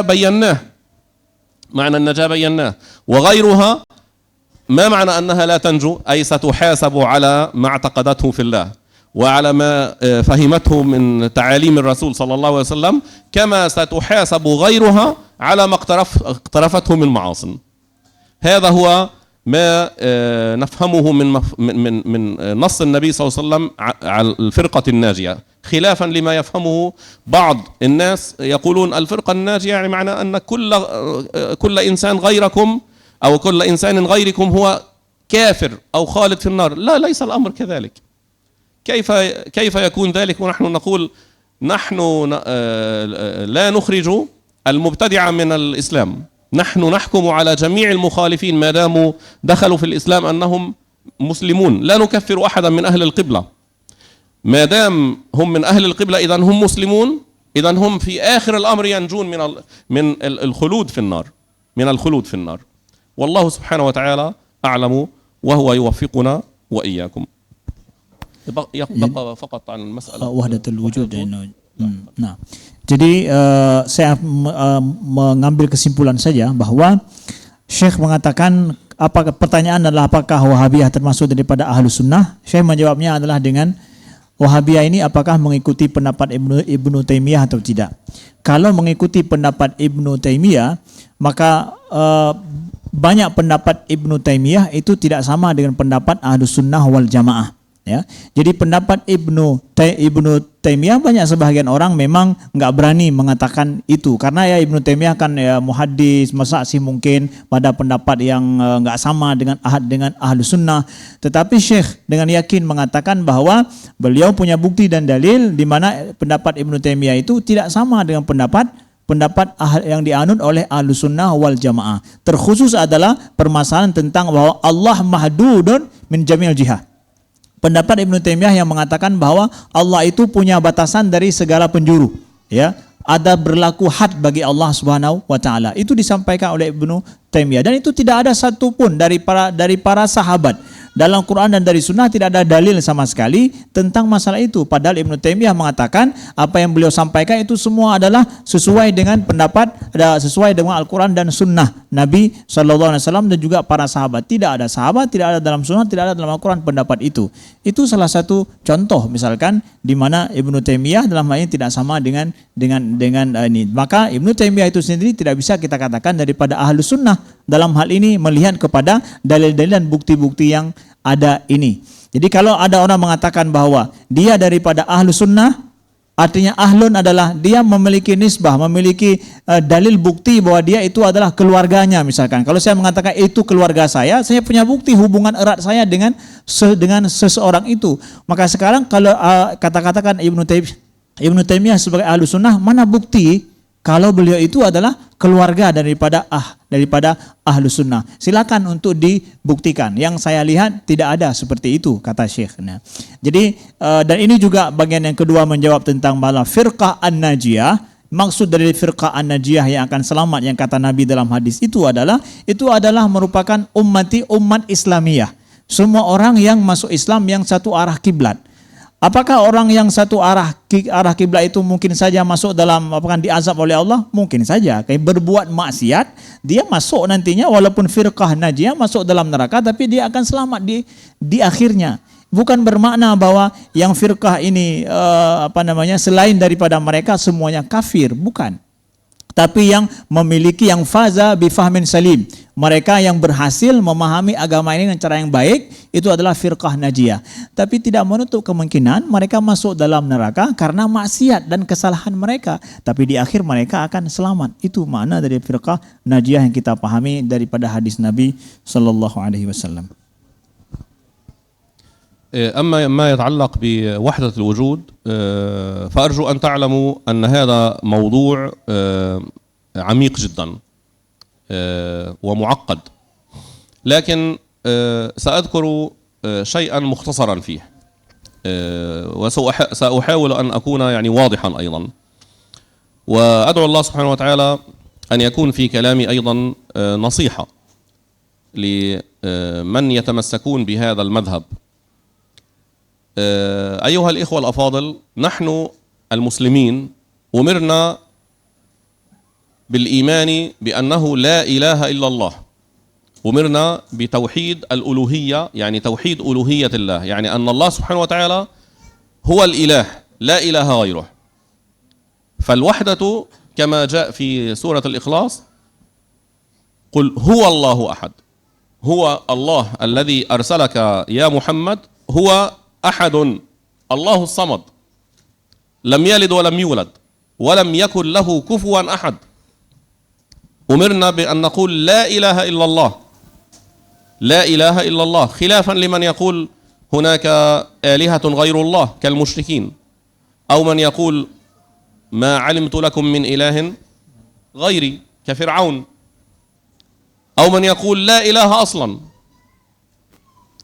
لا إله كالماركسيين مثلا أو الملاحدة أو الذين ينكرون وجود الله. لا، نحن أمرنا بتوحيد الله، بالاعتراف أنه لا إله إلا الله. هذه هي الشهادة التي أمرنا بها. لم نؤمر بأن نقول لا وجود إلا الله. لم نؤمر. من زعم أن كلمة الإله هي الوجود عليه إظهار الدليل. من زعم أن كلمة الإله مقصود منها الوجود المطلق هو عليه أن يأتي بالدليل. نحن نعمل بالمقطوع به. قول أهل السنة هو لا إله إلا الله.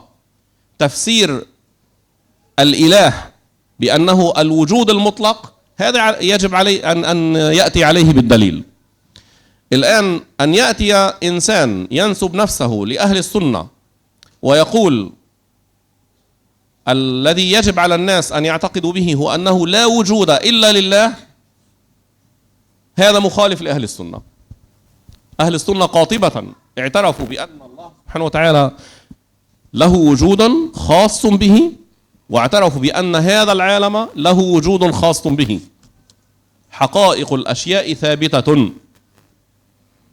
هذا أول نص قال أهل الحق. حقائق الأشياء ثابتة، والثبوت والوجود متساوقان عند أهل السنة. الثبوت هو الوجود متساوقان، والعلم بها متحقق. وحقائق الأشياء ثابتة لا بعين وجود الله بل بإيجاد الله. هناك مباينة مغايرة بين الخالق والمخلوق.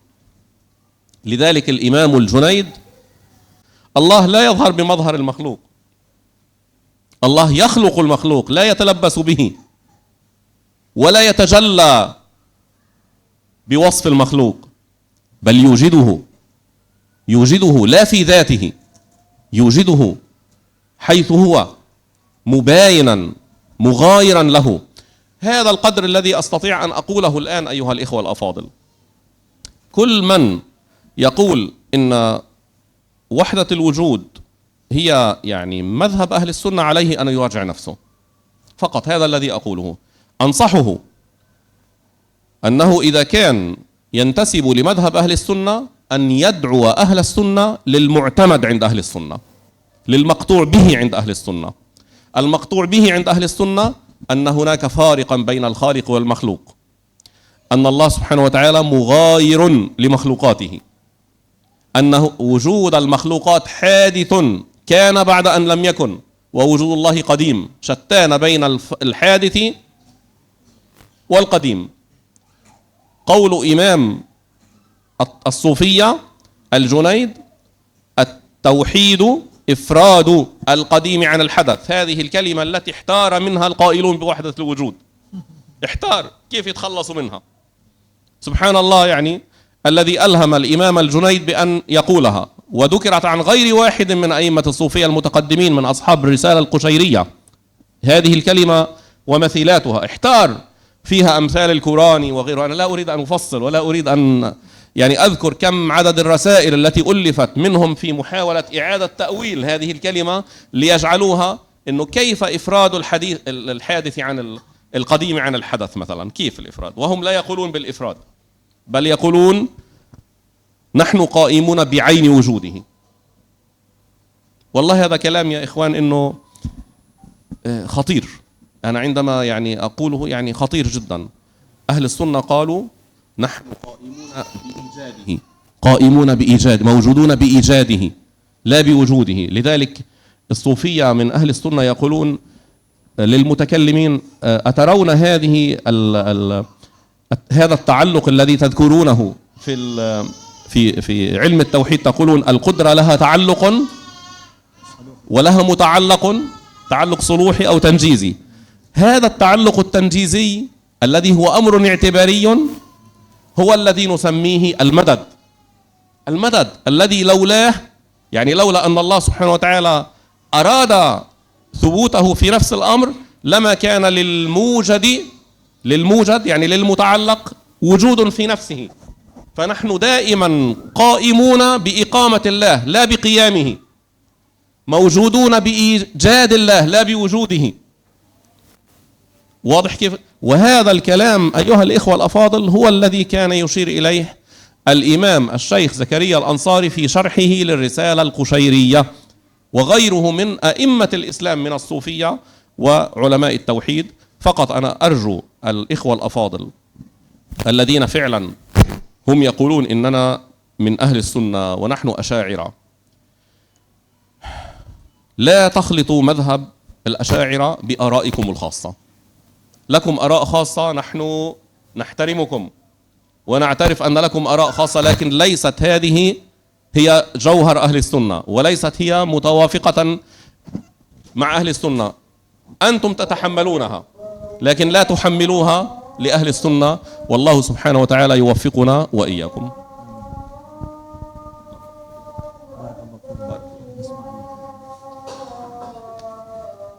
Saya akan meringkas, tapi yang ini karena agak rumit permasalahannya, saya akan meringkas hal yang memang bisa saya simpulkan dalam hal ini. Selebihnya nanti dirujuk kepada video yang akan diterjemah secara langsung.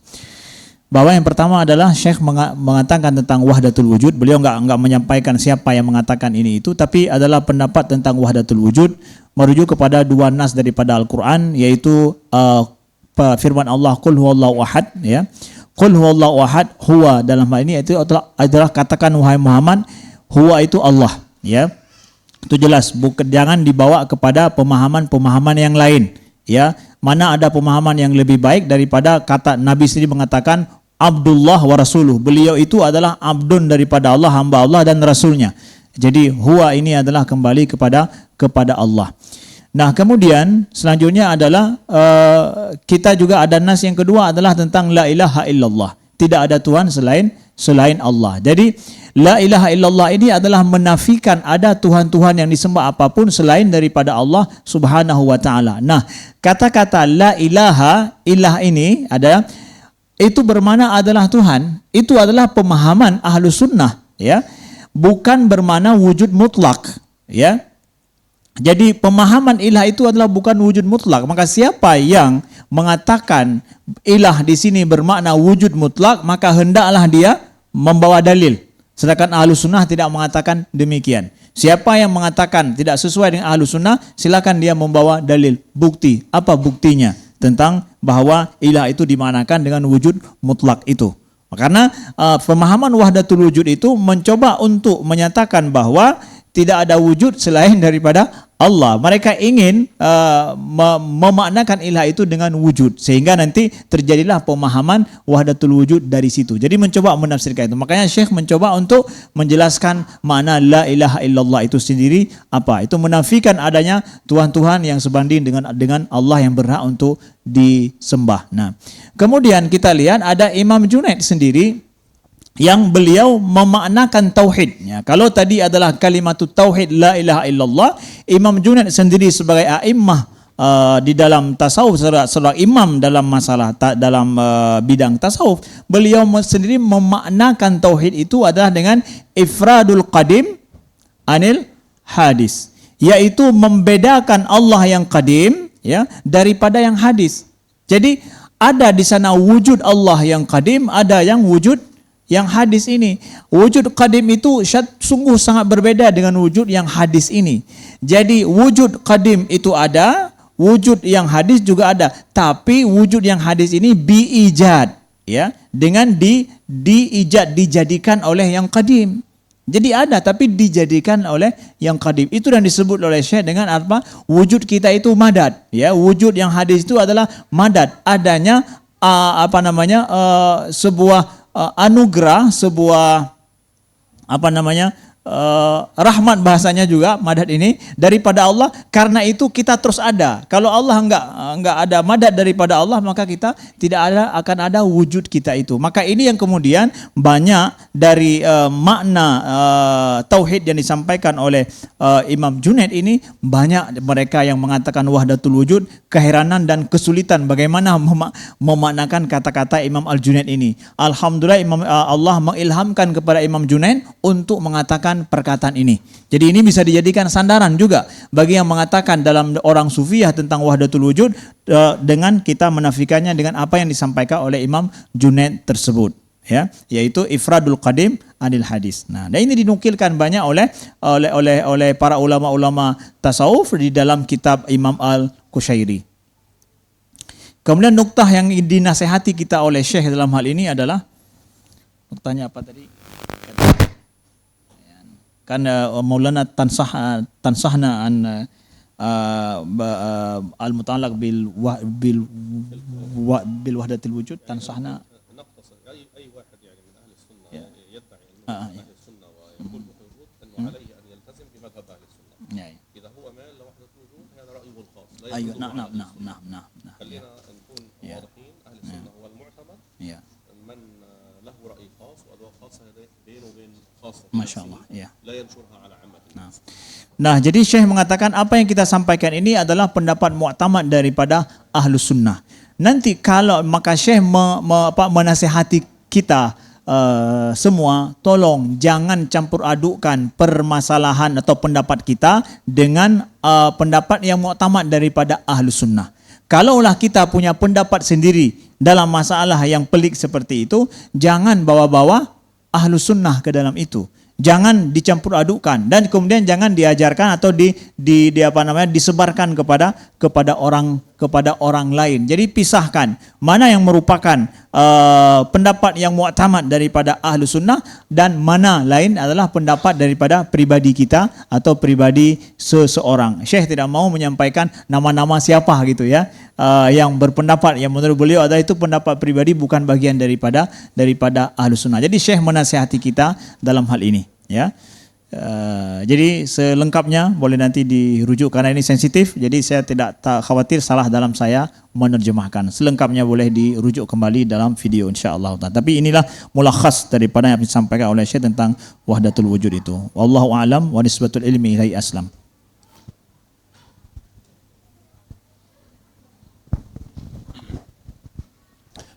أدعو الله سبحانه وتعالى أن لا نكون قد أطلنا عليكم وأن يكون فيما ذكرناه فائدة. كثير من المواضيع أنا أعلم أنها تحتاج إلى تفصيل أكثر، لكن المحاضرة لا تسع هذا الوقت. نختم هذا المجلس المبارك بأن نصلي على النبي صلى الله عليه وسلم. اللهم صل وسلم وبارك على سيدنا محمد. الحمد لله الذي خلقنا بعد أن لم نكن شيئا. الحمد لله الذي أنعم علينا بنعمة الإسلام. الحمد لله الذي هدانا بهدايته. الحمد لله الذي أرسل إلينا خاتم النبيين. الحمد لله الذي اختصنا من بين سائر الأمم بأن جعلنا أمة الإسلام، هذا الدين الذي اختاره الله سبحانه وتعالى ليكون دينا للناس جميعا. اللهم يا الله، اللهم يا رب العالمين، اللهم ثبتنا على هذا الدين. اللهم ثبت محبة نبيك في قلوبنا. اللهم أحسن ختامنا وتقبل أعمالنا واغفر لنا وارحمنا، وارحم والدينا وارحم معلمينا وارحم سائر المسلمين، وثبتنا على هذا الدين وثبت محبة نبيك في قلوبنا يا الله يا رب العالمين. والحمد لله رب العالمين، والصلاة والسلام على سيدنا محمد خاتم النبيين. بارك الله فيكم أجمعين. طيب نشكر لفضيلة الأستاذ الدكتور شيخنا العلامة شيخ سعيد عبد اللطيف فودة على هذه المحاضرة القيمة وتاريخية طبعا بالنسبة لنا. إن شاء الله ستتكرر هذه الفرصة بإذن الله تعالى فيما بعد. وأقول قولي هذا وأستغفر الله لي ولكم. Kita baca doa kafaratul majlis. Subhanakallahumma wa bihamdika asyhadu an la ilaha illa anta astaghfiruka wa atubu ilaik. Wassalamualaikum warahmatullahi wabarakatuh.